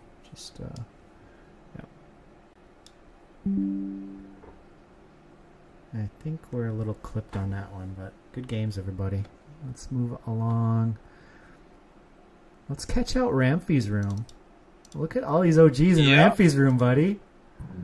Look at all these OGs here. We got Spoon, Furies, Foozy, Gang in the house. up? Torque, a new Let's member of go. Guild, G Hamster, Guchador, lots of, and Patats in here too. Focused, those two. They got everything turned off. They are just, what a heat we have here. Oh my gosh. I'll jump to Spoon first. Alright, we are jumping into a bunch of heats. I gotta go check in and do some stuff on the back burner, Soda, I'll be back. Let Thank me you, just buddy. go check in with Quants. Lots to talk about here. This game just started. We are in Wave 3. That's the first player versus player round after 2. Spoon went down to 93, but hey, half the field's got to lose the first one, right? So far, Torque, Hamster, Gang, and Kryzen are still at full health, and we're seeing some swap outs here, which you like to see. We'll stay one round here with Spoon, see if he's able to bounce back and take Kryzen down, knock him down a peg. He's just rearranging his characters. I'm not going to give anything away from the team because Kryzen's going to be trying to beat him. But I like Spoon's setup here. Kryzen only showing 3 Illuvials on the opposite side. Let's see if he bumps that up at all. If he doesn't, he's going to go down pretty easily here. And he didn't, so Spoon with the 5 fighters is going to take this heat pretty handily. Look at the damage from this Fire Doka. Just boom. Toast. Bye-bye. Well played, Spoon. Good luck in the match. We're going to move along to... let's go down the list. We'll just go to Furies next. Furies up against the real good Shadow. And Furies lost that one to Gucci. We'll stick for another match. Very interesting. Full bench. Lots of T0s coming out. Swapping things out for Furies, going up against Kryzen. It looks like they both lost a match or 2. And we're seeing a bunch of swapping coming out here. Still have 5 seconds. Alright, Augment's going down. And the fight is on. So we have the 3 rogues up against, I think, 2 fighters and an empath. Little rearrangement from Kryzen there. Are all 3 rogues going to get on the Fire Doka? They do. Let's find out if that's enough to take it down. I think it will be. Rogues are really nasty early game. We're going to see a big cast soon from the Lura going down now. It's going to charm both, and it's going to come up and do some damage. We have Blind coming out, and it looks to me like Furies, rogues are going to take it, but oh my gosh, that Hyper Water Doka just turns things on its head. Wow, That upgraded Doka is so nice for the first, I'd say, about 5 rounds. Yeah? It is really nice having in there. I love the Water Doka early rounds. Like, I'll take a greater Doka any day of the week. Like, especially if you get that early, I'll definitely run 3 fighters and 2 rogue super early and be happy with that. I love 3 fighter, 2 rogue super early. It's so strong. And Fury's going up against Spoon now. Spoon's team is 5 fighters. We could see there. Looks like just 2 fire, so he doesn't have the 3 fire. Let's see if he pulls something to get the 3 fire over there.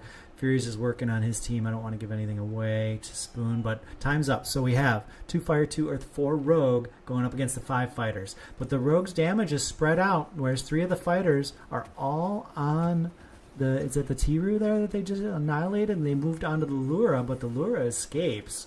It is anybody's match at this point. Looking like Furies is going to lose, I think. Dr. Spoon, the fighters, can you get the blind off? No, Chuka goes down, and now they're going to take care of the little one. I get the The blind. little one, easy to clean up after the fact for Spoon. Let's go down to Foozy. Foozy, what are you... Oh, Foozy is Kryzen. Kryzen 91, okay. Going up against the AI. So we will move right along, because we have seen Kryzen. We're going to jump down to Gang.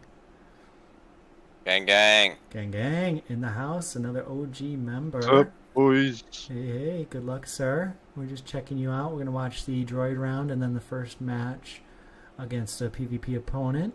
We're going to talk a little bit about what you're doing here. You do have 5 rogues on the board right now and some interesting stuff on your bench. You got a He's nice already full got bench. a Lura too. That's really nice having in your rogue deck. That's really gonna pull a bunch of those attacks away from your rogues with that bloom or with that charm. And that charm is really nice having. So I mean, with a rogue deck, having that early Lura is super nice to me. Same, and It having kinda just- that augment is big too. Yeah, go ahead. Just Jay. going with the flow, seeing what comes up, what I can find, and then it's a lot of fun. I'm only new to it, but we're getting there. Yeah, this is a super fun game mode, even if you're new. There's so much to learn, and Gang knows these alluvials inside and out. Even as a new player, it gives them a strong advantage. And like he hits it on the head. I mean, he's not a new player. I mean, he knows all the characters in the Alluvials. To a new player, this game is out there. There's so many characters to learn, but I mean, that's just the way games have been evolving here. Oh, we got a nice start here. Is it going to be enough for Dr. Spoon and Gang? This is quite a match. It's 5 rogues versus 5 fighters.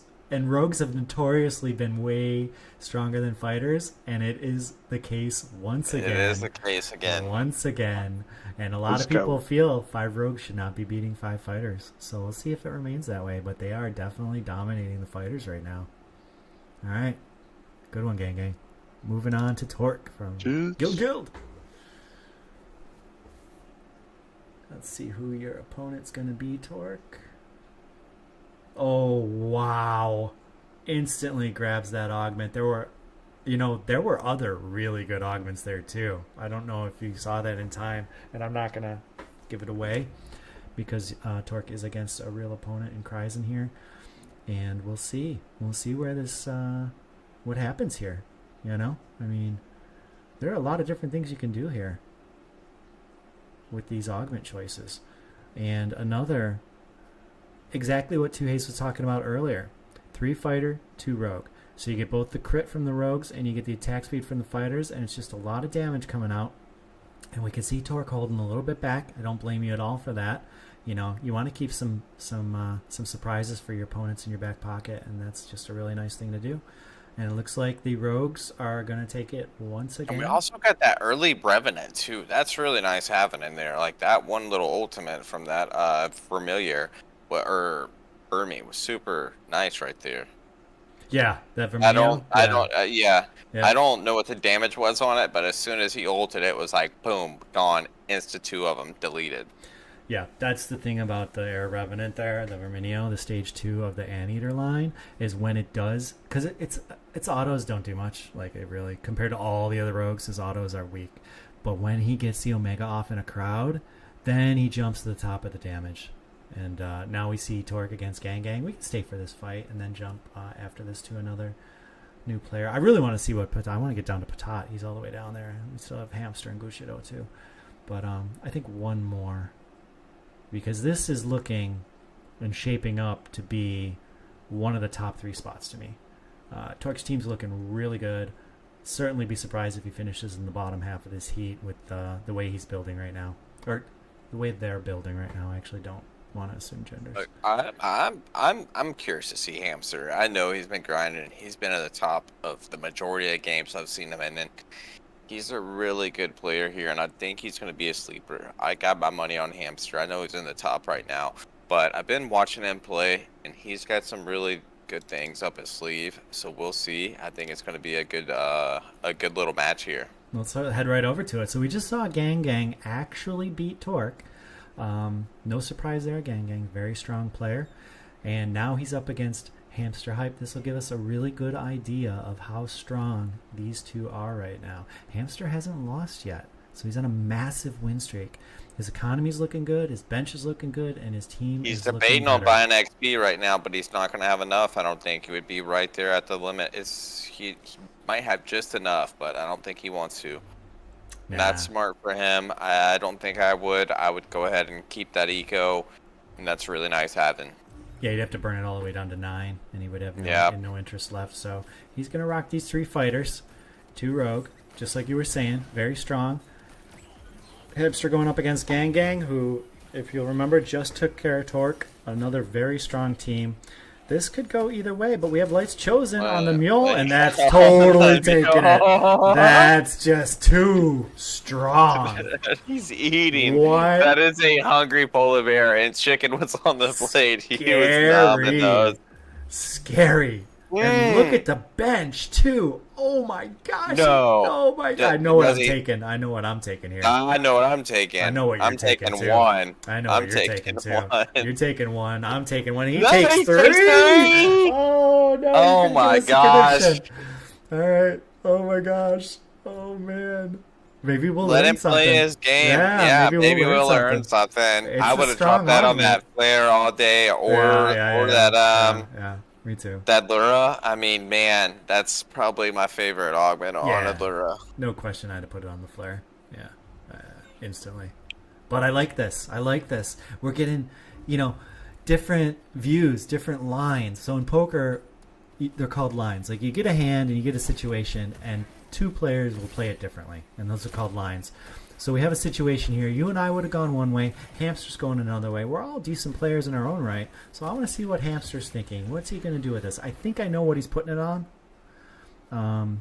Because it's a good augment. It's a really good augment. And we'll have to see if that line goes the same way I think it's going to go. Actually, I think there are 2 good targets for it. And I'm interested to see which one he puts it on. Okay, so we're going to keep going down the line. We'll come back later and we'll see which... We're going to go to Gucci and then to Patat last. The real Gucci, though, up against Horizon 91. We have Sentinel Infusion on this dash. Couple of nice augments on this.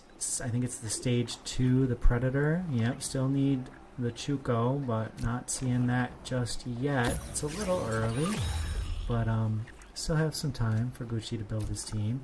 And Guccido's a newer player here. Like, he hasn't been around here for too long.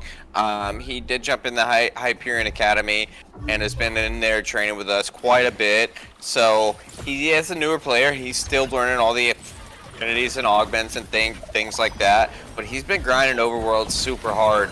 But he really does like hopping down Gauntlet with us. Pretty good player all around, but still got a lot to learn.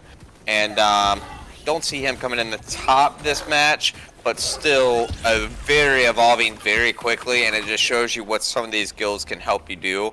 And just seeing him evolve in the past like 2-3 weeks has been substantial, and it's really crazy seeing how much he's learning and growing. The questions he asked me, it's like, wow, how did you ever know that yet? And just a really new player, so it's really cool seeing how quickly these new players can learn and grow once they got some good guidance.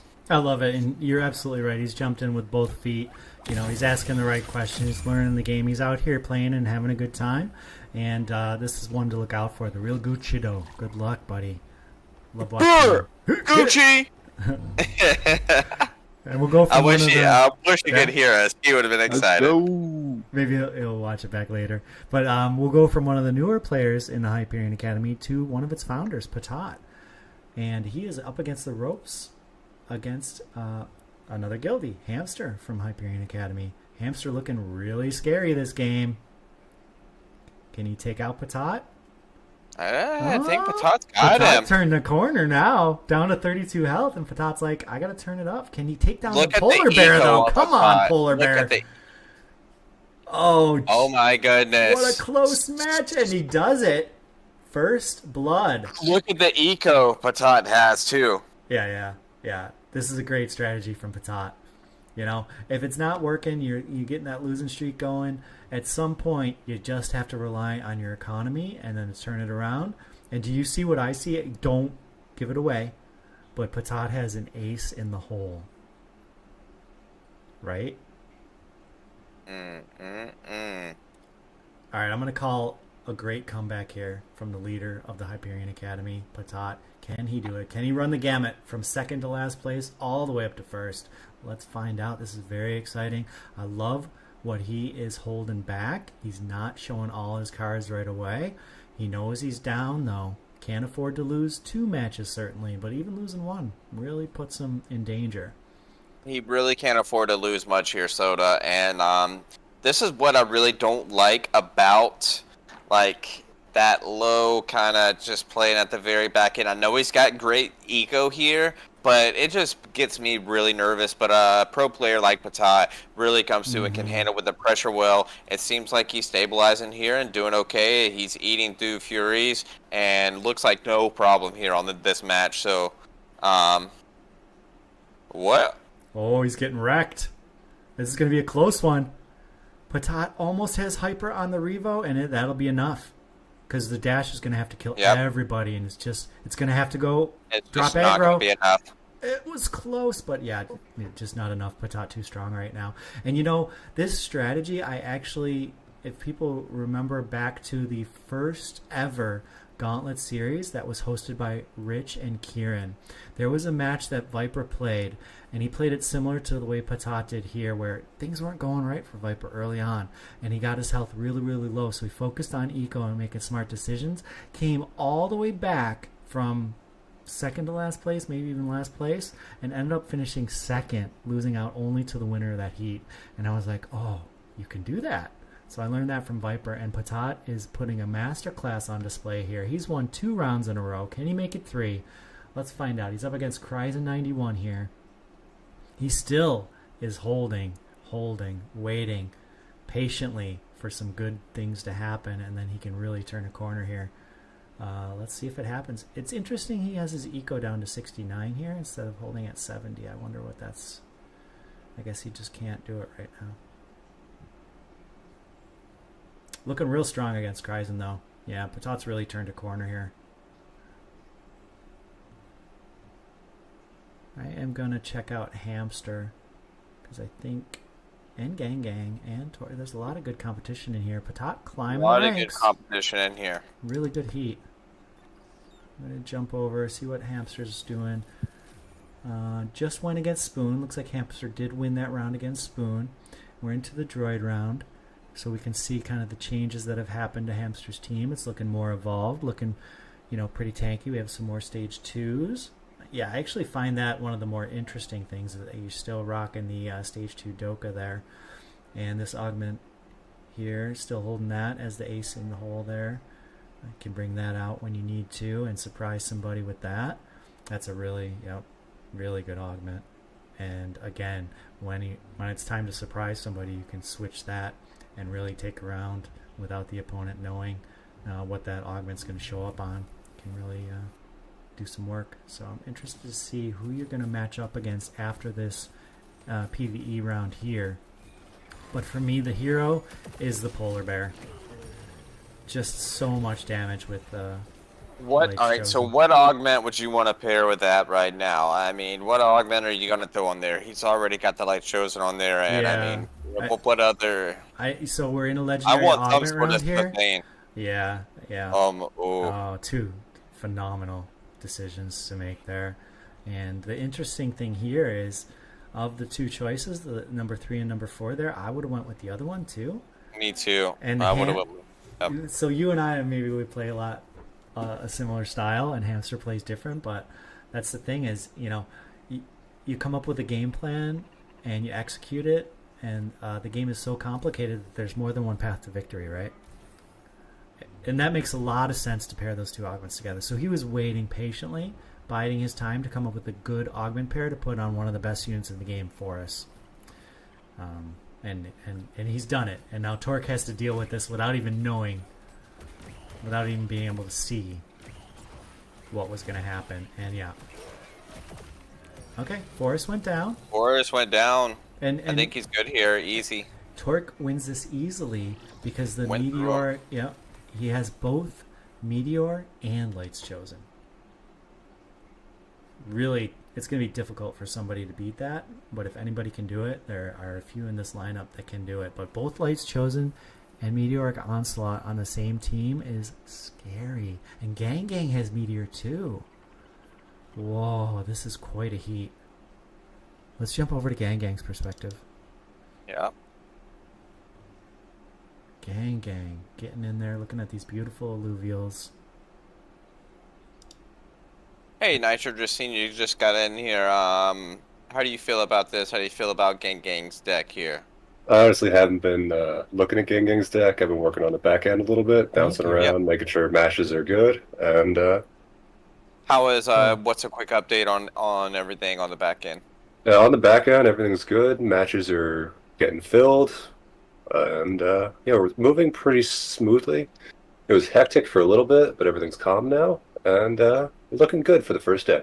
Thank you so much for taking care of all that. That's Nitro Medusa from the Hype Guild helping us out, like he says, with the back end stuff. Thank you so much. It's been seamless from my end. You guys are doing a great job. I really appreciate everything you're doing. Yeah, no problem. Looks like Hamster did take down Gang. So one meteor is not enough. You need a meteor and a Light's Chosen to beat take Hamster down. So let's check out our second place player right now with Torque from Guild, losing to Patat. Patat on an absolute heater. When he got pushed up against the ropes with 32 health left, he has won. And he just took down a win streak from Torque as well. Torque with a chance to knock out Dr. Spoon. Dr. Spoon, one of the OG members in the community. I remember when I first came here, I would always follow Dr. Spoon around and listen to his advice on Illuvium Zero. That was one of the big things, and now he's kind of branched out. He's playing some Gauntlet here. He's been all over Overworld as well. Just a really, everybody knows Dr. Spoon. Just a great person to have. And let's see if he can hang on here. Torque trying to knock him out. I'll be right back, Soda. All right, buddy. I'll talk about this. Okay, so the fight is starting. Dr. Spoon has a ramp fight. Only 2, maybe 3. And it is going down quick. The ramp fight is going down to the Riptor, and it is dead before it even casts. That's going to be devastating for Spoon. Meteor coming out as well. It's like just insult to injury. Well played, Dr. Spoon. We're happy to have you here. Thank you so much for joining us on a Friday night, although it might be pretty late for you. We love having you here. Thank you so much. And Torque, congratulations in second place. Moving right along. Let's see what Patat is doing. Let's see. Mr. Patat, Mr. Potato, French Potato. What do you got going on, buddy? Let's see. All I see right now is 2 foes on a bench. And you're still waiting. I know what you're waiting for. Is it going to happen? I don't know. Maybe. Maybe not. Do you have a plan B? Plan C? I bet you do. Alright, so we have a Revenant, 2 Predator, 3 Empath, 4 Rogue. Nice looking team. 3 Air, 3 Earth, 2 Dust. So having Dust is big. It's very important. And not going to talk about what you're doing at all. But you're making moves. You're trying to win. You got Furies up against the ropes. He has 4 health left. Can you be the one to knock out Furies and secure a top 4 finish in this heat? I think you have what it takes, sir. I really love your game. You're very workmanlike and just a tough cookie to knock out, that's for sure. Furies coming up against it. Lots of rogues. They have jumped across, and now we can give away a little bit of what's going on. Patat has finally made his team, and if you're looking at the stream, you can see what I'm pointing to here. He has opponents that don't know yet, so I'm not really going to talk about it, but Patat is my front runner at this point. I know Hamster and Torque are way, way, way ahead, but Patat was going for a certain look, and he got it. And it's scary.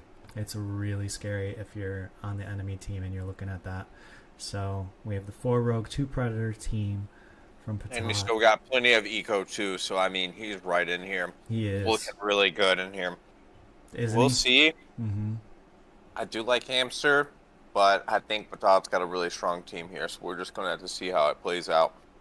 Yeah, exactly. Let's since we know what Patat's rocking, we haven't discussed it, but let's see what Hamster. Any new surprises? Anything? And just a solid, super solid team right here from Hamster. Very beefy. Still has damage with the beef. Got some heals. Looking pretty strong. If anyone can do it, Hamster can do it. And since we're just on a droid round, I want to take a look at second place here. See where Torque's at too. Alright. Torque with a 3 Air Fighter, Revenant, Rogue. Alright. 3 really strong comps. And Augment's helping out quite a bit for Torque. That is actually going to be a challenge. Yeah, that's a pretty strong looking team too. So we have some strong teams. So Hamster going up against Torque here. Got about 20 seconds of prep time left. Torque with 8 alluvials on the board. Hamster with only 7, but they're big. They are beefy. You can see that geyser in the corner with the water augment on it. Once it gets casting, it really becomes difficult to take these beefier units down. I love the way he's built that. But if anyone can do it, Torque can do it. He has both Lights Chosen and Meteoric Onslaught, as well as 15% attack damage on the Stage 2 Red Panda Templar. Going to do a lot of work. These are well synergized augments, and the Lura is just going to get devastated here real quick. And Lights Chosen right in the middle of the pack on the Revo. If the Revo goes down, that could spell disaster for Torque.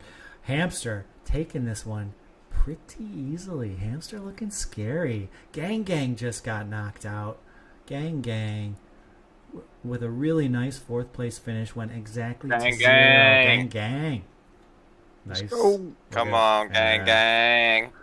And he's learning very quickly. Like he said, he hasn't been having as many hours as some of these players in here, but really evolving quickly. Always in there with, or not always in there with us, but jumps in there with us from time to time, and really can catch up to pace a lot quicker than if you were on your own. So good job, Gang Gang. That gets you in number 4 seed. So congratulations. Good showing. Cheers, buddy. boys. GG. Gang Gang. Gang Gang.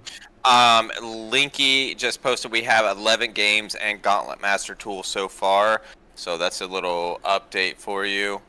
Big shout out to Illuvium Hub. Go and check them out.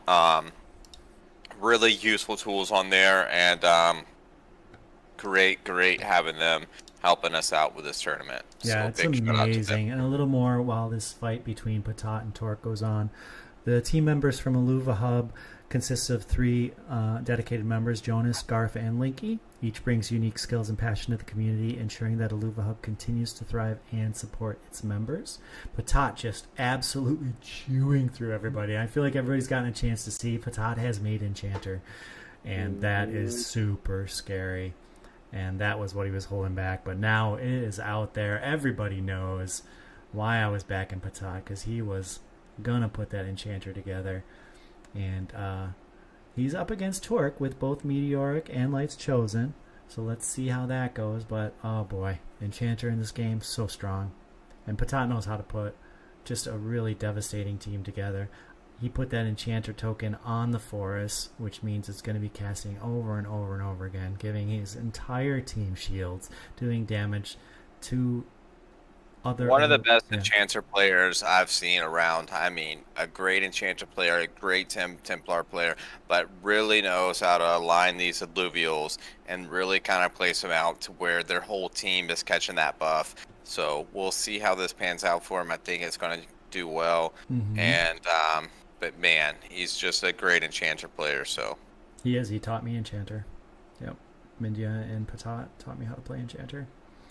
I learned from the best. This is just, devastating. And he's getting a massive hyper advantage. That's that yellow bar you see around the health and energy bars. When those are full, this hyper is so strong. And you can see the effects of hyper in the tool built by Illuvium Hub. And it just shows, and the effects are different. So fighters get different effect than rogues, and they get different effect than empaths, and it just goes on and on down the list. And we will jump over to Mr. Patat now. We are heads up for the finals. Patat has 32 health. G Hamster Hype has 41 health, which means I think they both get knocked out if they lose twice. So it looks like it's 2 against 2. Patat looking really like he is at the end game build at this point and is still my favorite. But Hamster has an amazing team on the other side. He has Jotun. He has Geyser. He has Adorado, he has Fernite, he has Forest, he has Rylu, he has Galiant, and he has Lulura. All stage 2s and 3s, all very nice units. It's going to come down to proper positioning, maybe some augment choices next round. We'll see. And maybe some lucky rolls in there. He's still got 16 eco, so he's got a little bit of token left. That's going to be big for him. Patat is just cruising through pretty easily. I don't think that's going to be enough for him, even if he does get that behemoth super lucky roll. Yeah. I don't think he's going to get it. This is kind of, I mean, Geyser's healing a ton, and Bird wants to beat 6 guys, but that's a bit much, I think. Yeah. And so Patat with the first victory here, 41 health for Hamster. Let's see if he goes down to 20 or if it's 21. It is 21. Okay. So does he go, if he loses again, does he go exactly to 0? Or does he stay at 1? I don't know. So without giving away, this is a legendary augment round, very impactful. If Hamster was behind the 8 ball before, he might catch a legendary augment that puts everything in his favor, and he's going to get a lot of economy too. So like you said, maybe he's able to build that behemoth and turn things around. But right now, Patat is the one to take down. Hamster is the underdog, make no mistake. So let's jump over, see if he got lucky without giving away the goods. That's pretty good. That's what you got? That's pretty good. Let's see how it pans out for you. Very interesting. Still have an opportunity to roll down if you wanted to. Yeah, not sure what you'd be looking for though. So 3 nature, 2 bloom, 3 empath, 3 fighter, 2 templar. And I wonder how much mastery points you're going to get here exactly. So I'm not going to give away any numbers or anything or any strategy on your part. But Mr. Patat is difficult to beat, and because there was a round in between too, I feel like, unfortunately, if Hamster does lose this to Hayes, that he may go exactly to 0, and that could be devastating. So let's see. This is for the first place in this heat. It's been quite a contentious heat.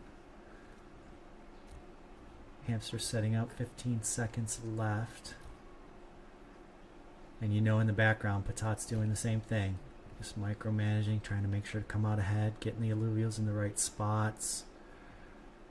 Looks like we're comfortable now. Go ahead, buddy. I think it's going to be enough here. I think he's going to keep cruising. Like I said, though, Hamster and Patat here, both top players, both great players at the Hyperion Academy. So it's... Is that a full-fledged ram fire on Patat's side, or is that just a ram fight? I wonder. Can't quite tell. There's the first heal coming out of the geyser. Is it going to be enough? Patat's team is looking very scary. Lights Chosen about to go down in that Yotun with Lights Chosen out of the picture. And the big polar bear done. It's just down to the bird, but the bird is hungry. One more Omega? No. Bird goes down just before that last cast, and now it's just Lulura. Lonely Lulura getting healed by Geyser. We could see overtime. Can Geyser 1v6? I guess not. It's just not going to happen. Patat was too much, and we go exactly 2-0. Devastating. Well played match. Good game, Hamster. You called it there. Patat came back. He did Big call early on from Soda there. As soon as he seen that augment line, it was there. It's a nice job on that. That was huge. Yeah. Great job there, Patat. GG's. Any words from the leader of Hyperion Academy? Appreciate our fearless leader. Well, I'll see the leaderboard pretty soon, but if we don't get the full top 7, I'll be pretty disappointed in my guys. Oh my gosh, Patat. We've been practicing all week, and it's paying off, it seems. Yeah. Good job. That was quite the comeback. As soon as I saw you were waiting on that augment to fill up with the Kuka, I knew it was over. I could see what you were doing, yeah. I also played the lose streak. I've practiced that so much this week, and it finally paid off. I was just waiting on this enchanter. I knew I would get it. And I also got my dust. I'm glad it paid off the top because it was irritating the piss out of me having to watch you be last all the time. It's like, dude, come on. Emotional support. You see, it works. Double win today. Noble victory. Well, congratulations, Patat. Where are we headed to next, Soda? Let's go to Gauntlet Lobby 2 real quick. All right, congrats, Patat. Well played. That was an exciting one to watch. All the way from 7th place to 1st. Well done, buddy. Thank you. All right, Gauntlet Good Lobby job, 2. man. Good job. Good game. Oh, wait. I need to grab a screen cap of that. And remember, everybody, to stay on here. Make sure we get the screen caps. I'm just doing backups just in case, but okay. Very good. Thank you. All right. What do we have here? Botsito Dylan, jumping over to you first. We are at 9:16. Jump over to Fox Phoenix is out. Gaba's still in. Okay. Gaba versus Sota. Lynx and Mal. Mal's still in it. Hanging on. Gaba versus Sota. Checking out the damage charts here. It looks like Sota is pretty strong. Flood is trying to heal everybody and keep them healthy, but it's just too much. Sota is going to take this. He has a Goliath. I see. Does he have full Revenant? He does have Revenant with 3 Fire, 3 Earth, 4 Rogue. Really strong team. And yep, Sota's going to take this, the first round for us since we got in here. From Gaba, from another of the amazing guilds, Atlas. Let's check out Maul. Maul's on the ropes. Maul just got knocked out. Congrats on the 4th place finish, Maul. Sorry we got here a little bit late. And we'll jump over to the 1st place Sota, also from the Hype Guild. Taking on Lynx 0077. Sota has 3 Fire, 3 Earth, 4 Rogue, 2 Revenant. We're looking at it from his perspective now. Can he keep it going? He is currently in 1st place with Gaba and Lynx hot on his heels. Can he do it? Looking like a really strong team. The 2 Revenant does not have both Predators. Alright, it's Chukuro, but did not make the greater A-Pawn, unfortunately. That's going to hurt a little bit, and it's a little late in the game with only a 5% chance of getting the Tier 1. It probably won't happen. But he does have, both of them actually have the Forest. Only one is double augmented, though, and that is making the difference. So Lynx has his Forest trying to go through, but the rest of the team is getting chewed up, and the Forest is frozen from the frost. Can Lynx's Forest keep going, keep eating? It is still moving as long as it keeps going. It's getting the heals. This is a nice little synergy here. Lynx might have a chance to take down the number 1 for Sota and make it an interesting match.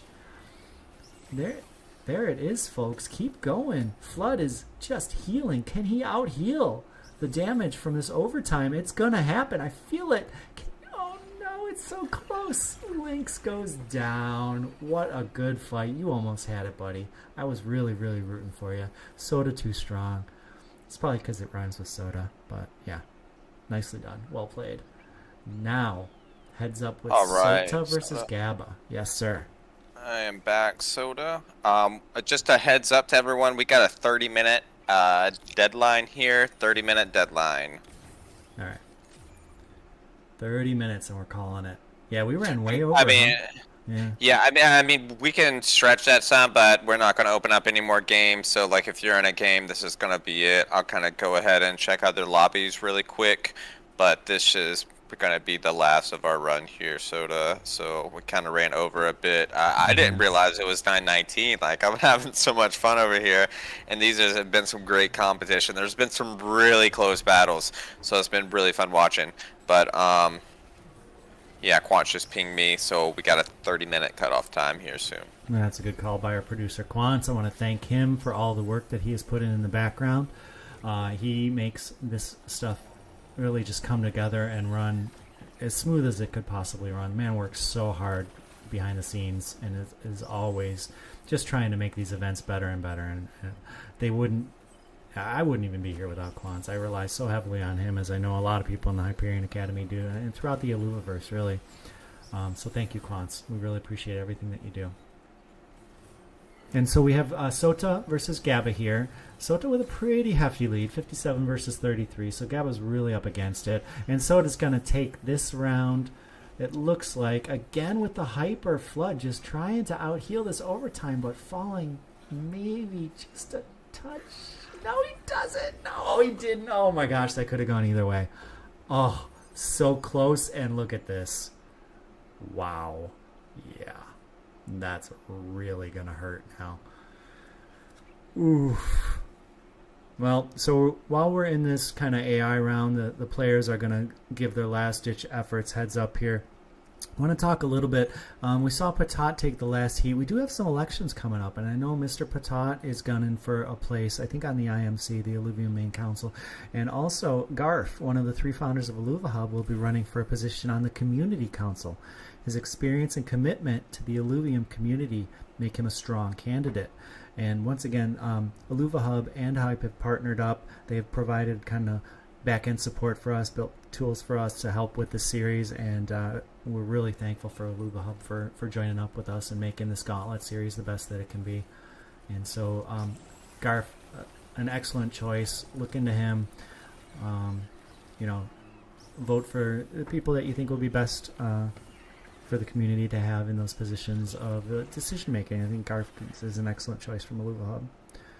And they've built the Excel tool for Gauntlet Masters. So Illuvahub has developed a specialized Excel tool created by Linky. Thank you, Linky. You are the best. To facilitate future Illuvium Gauntlet events.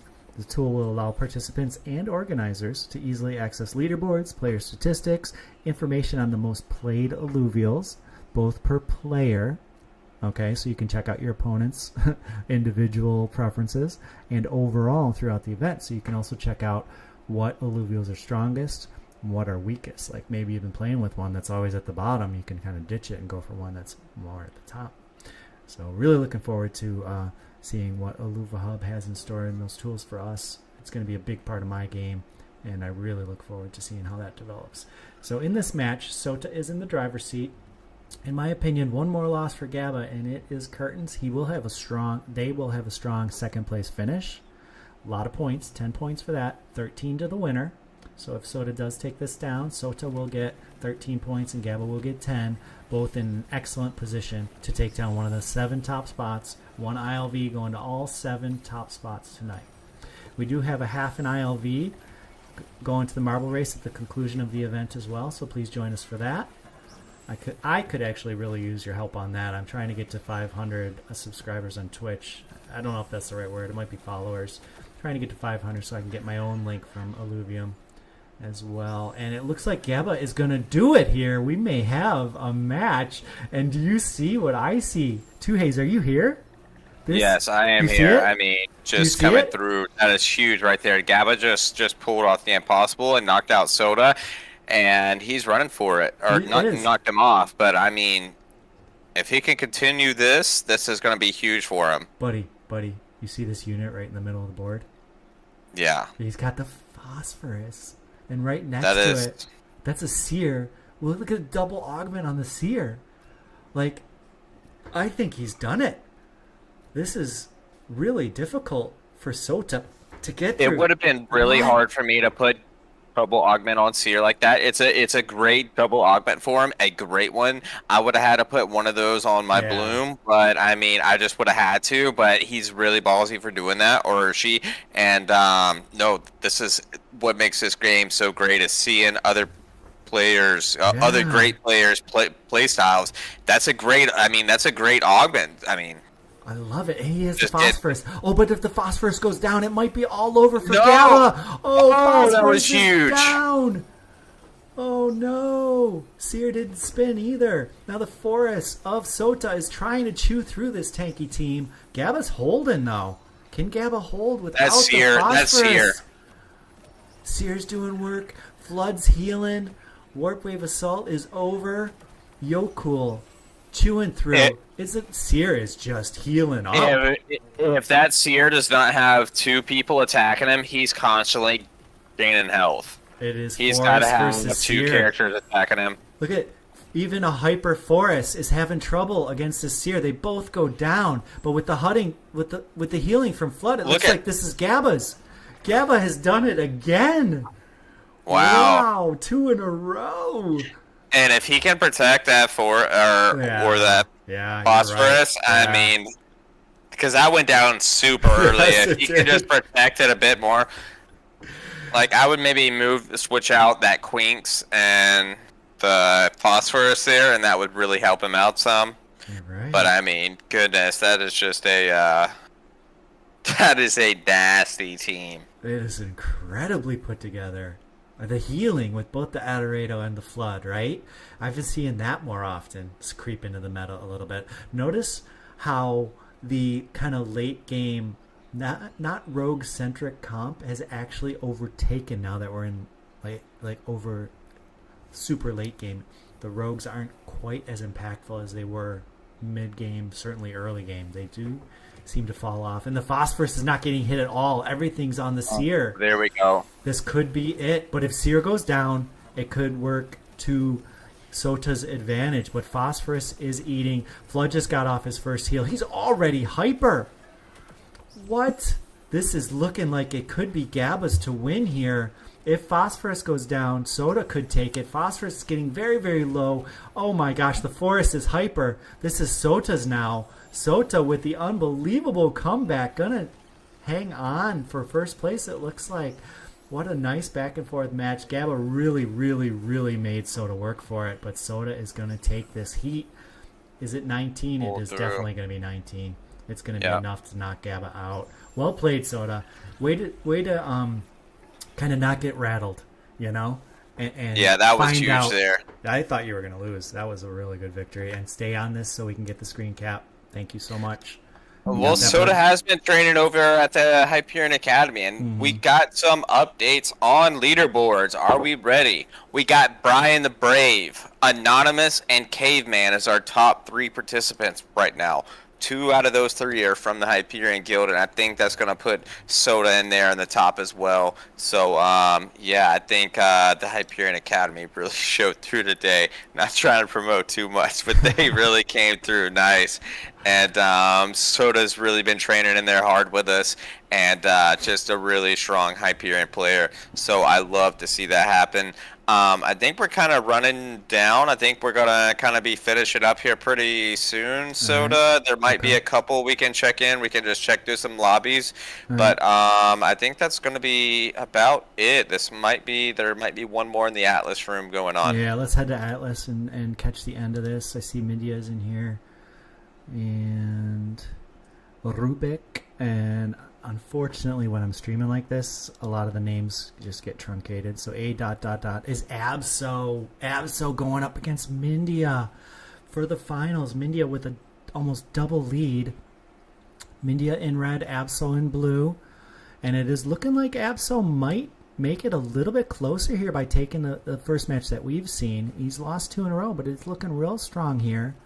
Unless Mindia has an ace up his sleeve, he's going to lose this one, and the gap will decrease. I don't know. The forest is still going, though. That is a mean forest. The bloom is going to take it down? Oh. Wow. What a match. I didn't expect that. Absol handed a brutal loss there. I thought he had it in the middle. That bloom is such a strong affinity there. It's so nice having. Especially when those are your last 2 characters and it's getting down to it. It's really nice having those bloom characters, your last 2 alive. So strong. And one of the stronger late game affinities in Gauntlet. It is kind of, I don't want to call it a must-have, but it is really important to a late game comp team to have bloom. It just helps a ton. Dust, of course, always really nice to have late game and early game. And Absol still running 6 rogue right now. Do you think he's going to adjust out of that, or we think he's going to kind of try to stick with that heavy rogue? I know the JPN guild really loves that rogue deck, so we'll see if he kind of sticks with that or tries to counter out of it. What do you think, Sota? Do you think he's going to try to stick with that rogue deck? I think he will. I have played a lot with the JPN guild, Absol, Witty, Hisapio mostly, but a few of the others as well.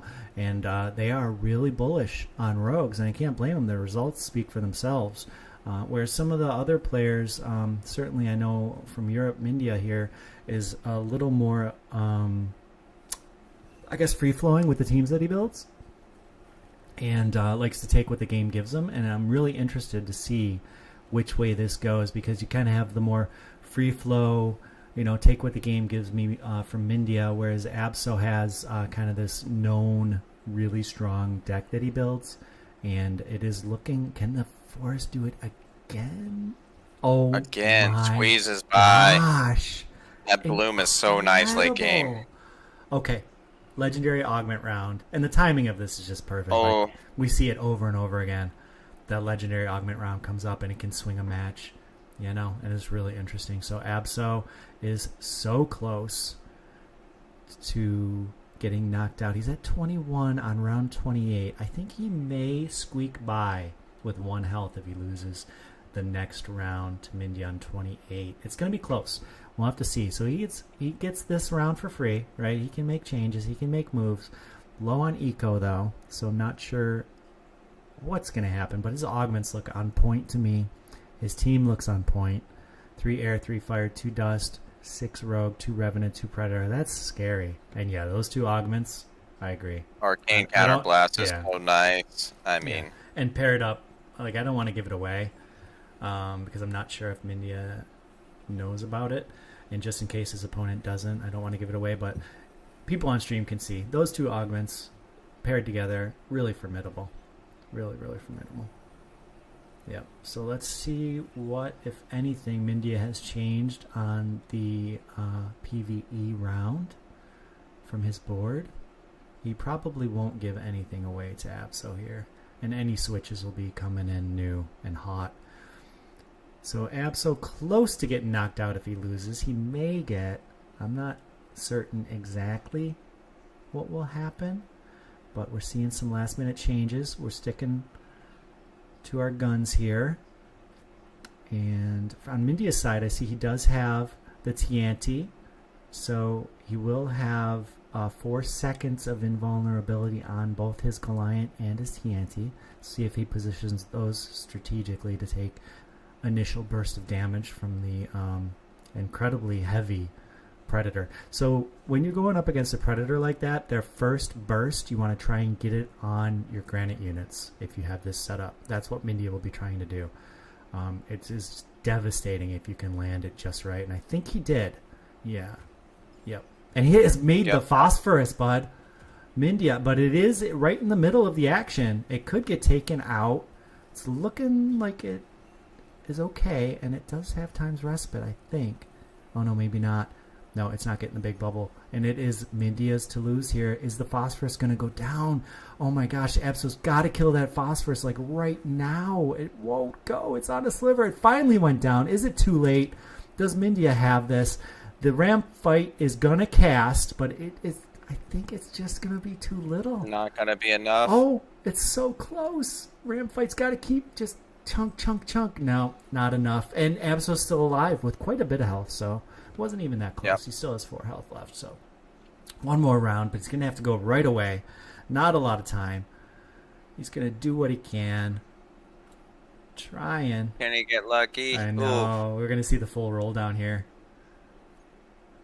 And I don't want to. I don't want to give it away. I'm just going to be silent. I want Mindia to be surprised if he's able to change anything here. Let's see what Abs is able to do. Anything. I know, right? Can he do anything to beat Mindia? Mindia is looking so strong. And like I said, having those granite units against Predator, and you have to set it up really early, very difficult to pull off. That is a big part of why Mindia's had the upper hand right now. And is this Rampire gonna help out now? Oh yeah, you can talk about it now. Rampire on the field. Rampire gonna help versus Phosphorus. Who is the true big dog? We're about to find out. That might even be a Quinks now. That's a Gazotep. My bad. That's a stage 3 possibly. I don't even know. But Rampire about to cast into a pretty unhealthy team of Mindia. And it looks like crash. They need to get on to Phosphorus. Phosphorus by himself can take everybody out. Still going. And there goes another Omega. And it didn't kill the Phosphorus. Now Phosphorus is going to turn it back on a Rampfire. And that is it. Oh, Mindia coming through. Good job, Mindia. Way to go, Good Mindia. game, Abso. Nice second place. Hatcham in third. And Rubik in fourth. All yours, Mindia. Another say very something? player from the Hyperion Academy there. Mindia, what do you guys say for us, buddy? Congrats. Crushing it. I cannot take the screen because I crashed during the last fight, so... I got it, don't worry. Thanks, Nitro. Nitro working the back. Nitro Medusa. Making everything run Thanks smooth. so much, Nitro. Thank you, buddy. Okay, was No that problem. our last match? Yeah, we I believe can. so. I Yep, guess that is it. Let's head over jump to to marble race. Illuvium and Illuvium marbles. Boys. Yep, and we'll do a quick marble. And we're going to take a look at the spreadsheet too. So I am on the leaderboard of the spreadsheet for anyone that wants to follow along. You can also catch it on the stream, either on Twitch, X, or YouTube. But we have a three-way tie for first.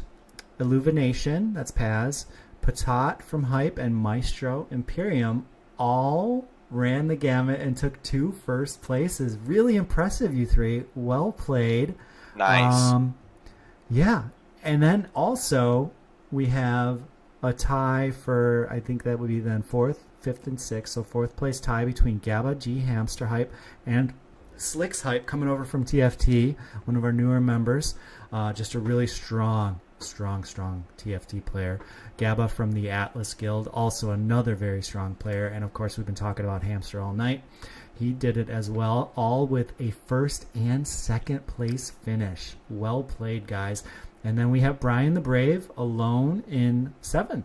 So those are our top 7 right now. And we'll see if anything filters in. If we missed anything, we'll make sure to get official results. But for right now, unofficially, this is looking to me like it might be the top 7. Congratulations, everybody that played. Honorable mention to Anonymous, who's a phenomenal player in his own. I hope he plays some more of these. He will certainly reach top 7 or 2. And then we have Caveman, Sota, Unity, all in the next spot there. Okay, so let's get over to my Twitch. If we can put a link in. We are way over on time, so I don't want to keep everybody waiting. I'll get Marble Race up and running. Okay, there it goes. So hopefully you can see that on stream. I'll just make sure. Yes. What kind of rewards we got for these marble race runs today, Soda? Well, we only have the 1 run, which is more than enough. I'm super happy that we have been gifted the 7.5 ILV from Illuvium Labs in order to run this wonderful event. Thank you to the community, everybody, for showing up, putting up with a little bit of the hecticness. We're going right again tomorrow, so I don't know how much we're going to change before tomorrow, but we'll have 6 days between tomorrow and Friday to work out some of the kinks and make next weekend's qualifying event even better than this. But this has been really exciting. Thank you to all the players and the community members who have stuck with us. I'm going to go ahead and hit play on this to get this marble race going. And we have a half ILV. That is the answer. I finally got around to the answer, but half ILV to the winner of this marble race. Thank you, everybody. Before we get too excited, we will be posting official results at the end of this marble race to all of our top 7 participants. If you could reach out to me, we will make sure that you are getting paid for your earnings, and reach out to 2Hayes at 2Hayes, add me, and we will make sure to get those rewards sent out to you within the week. Thank you. Yep. And can we get a link in Discord so that people can hop over to my Twitch if they don't know about it? But we'll get that link down. We'll give everybody a minute or two. Thank you, Nitro, for taking care of that. I can't actually see it when it's like this. I should probably just pull it up on the other PC. But so we'll give you a couple minutes to join up. Once again, just like to thank everybody. Like to thank illuvahub.gg for helping us with the tools, and a lot of support from them. A lot of support from Illuvium Labs, Rich and Kieran, and everybody, all the core contributors for making this possible and working and making these games, and the beautiful art that go along with them, the beautiful sound effects that go along with it, the gameplay, the people working in different departments to make sure that the balance is there. And the balance in this game for an alpha is amazing to me. I just can't believe how well balanced it is. And it's only going to get better from here, guys. So many new things. The Rangers come in at some point.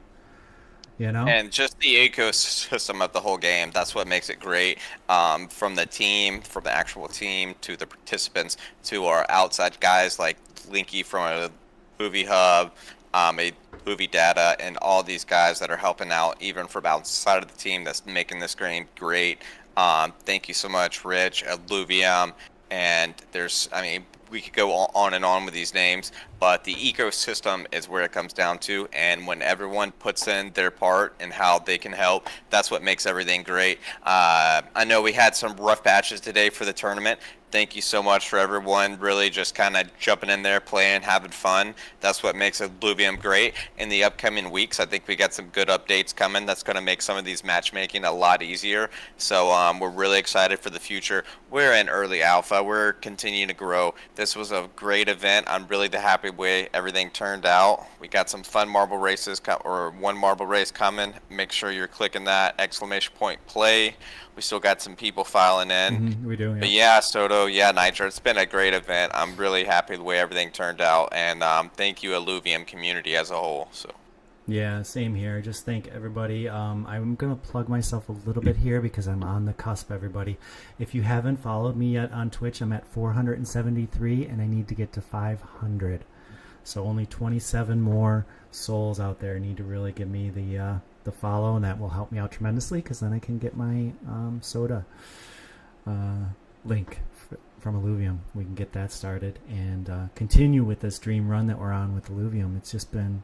I'm so glad I found Illuvium last June and was finally able to make it over to the ecosystem. I'd been following the project for 2 years, finally got my way in with the GameStop promo, and I've just been so excited about this project ever since. So happy and thankful to be part of it. Thank you for this opportunity, Illuvium.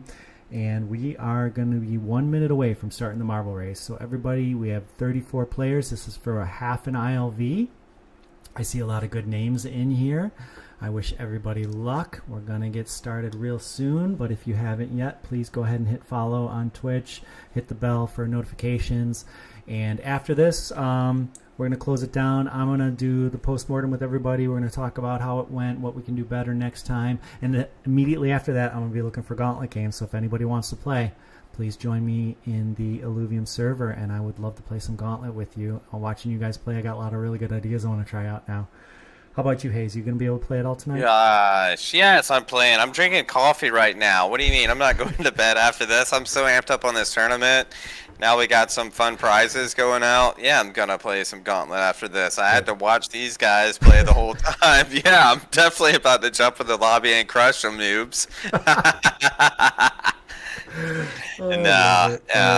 It's all fun and games, and no, I just really can't wait to hop in there and play some games with some of the people. All right, let's get this going. 10 seconds. 9. Here we go. Good luck, everybody. Yeah. May the Bulls be with you. It's going to be exciting. The last 2 minutes of the night. Here we go. Join us tomorrow. Here we go. And they are into the Plinko. Sota, HS in first place. Gang Gang running the show. Gang Gang in first right now. Gamer Unrich. Hopefully Gamer Rich someday, right? Here we go. In first place, Gamer still BR Fabled. In first, Sota jumping up. We got Erica Gloom in second. Can Sota stick this landing? He did, or they did. Sota in first place. Maestro, Erica in second with Sota leading the charge. Moist Willie, my favorite name ever, just got bounced. Moist Willie, what? Yeah, that was it. Moist Willie got bounced just for the name. Ash Brown in first right now. TW in second, but Ash Brown running away with it. But they got caught up. They got caught up on a pylon, and Gamer just jumps right past him. Oh my gosh, Ash Brown in second with Gamer still going. Still going. Gamer in first. Gamer Unrich. Ash Brown in second. Panix in third. Gamer, can you get through one of these in the funnel first? This is a slow heat, everybody. Simplifies are trying. Fibos. 2 Hayes in first. Oh my gosh, I saw you, buddy. You were there. Simplifizer in first, going through the cannon. Can they stick the landing for the big half ILV prize? And they did. Simplifizer gets the win for half ILV. Congratulations, Simplifizer. Gamer Simplifizer, if you could reach out to me on DMs, I'm going to need proof of that. If you could take a screenshot of your Twitch. If you could reach out to me on Discord, we will send you out your prizes within the week. Thank you so much. Thank you, Simplifizer. Okay, so once again, thank you everybody from Illuvium Labs for making this event possible. This is an Illuvium Labs event just hosted by Hyperion Academy. Congrats to all the winners tonight. We will finalize things and get a list out to everybody. Certainly on Discord, but hopefully also get it out on the socials as well. Thank you for being a part of the first open open Gauntlet Tournament. We know it's the third Gauntlet Tournament, but they were kind of invitationals. This one was open to everybody to join. Tomorrow is open everybody to join, so are the following week. So tell your friends about it. It's a huge opportunity to have a good time, play a really fun game, and maybe come away with a prize. Hayes, Nitro, would you guys like to say a few words and take us out? Yeah, Nitro, do you got anything for us, buddy? I do not. It's been a hectic sort of day. I hope it's been a lot less hectic for you guys. And I hope everyone's enjoyed and is back tomorrow. Over to you two, Hayes. So man, yeah, it's man, this was a great event. We had a bunch of fun here. I've seen a few different builds I really wasn't expecting to see. That was really fun. I was really hoping to see a Berserker build. Didn't get to see that in there. I noticed Headbone was been playing with that quite a bit. So there was a few builds I didn't see. I'm really excited for tomorrow. I think we left some fun stuff for tomorrow. We kind of worked out some kinks today. As expected, this is early alpha. I mean, this is the first Gauntlet tournament, really, and with this amount of people. So we're kind of playing things out. The game's constantly evolving. Players are constantly evolving, getting better, getting more challenging. We need some emotes out there. Other than that, this was a great event, and I can't wait for tomorrow. Soda, thank you so much for hosting. You did a great job, and thank you so much to ILV as a whole, the team. Great job. Keep doing what you're doing. Illuvium Hub, thank you so much. Linky on the back burner, really helping us out. Quants, Nitro, Soda, thank you very much. Rich is not here anymore, but you guys are what make this so great, and continue doing what you're doing, because I look forward to participating in one of these events soon. So cheers, everyone. I know I can't wait to play. Thank you for that outro. Good night, everybody. Thank you, Hayes, for everything. Good night. Bye. Bye.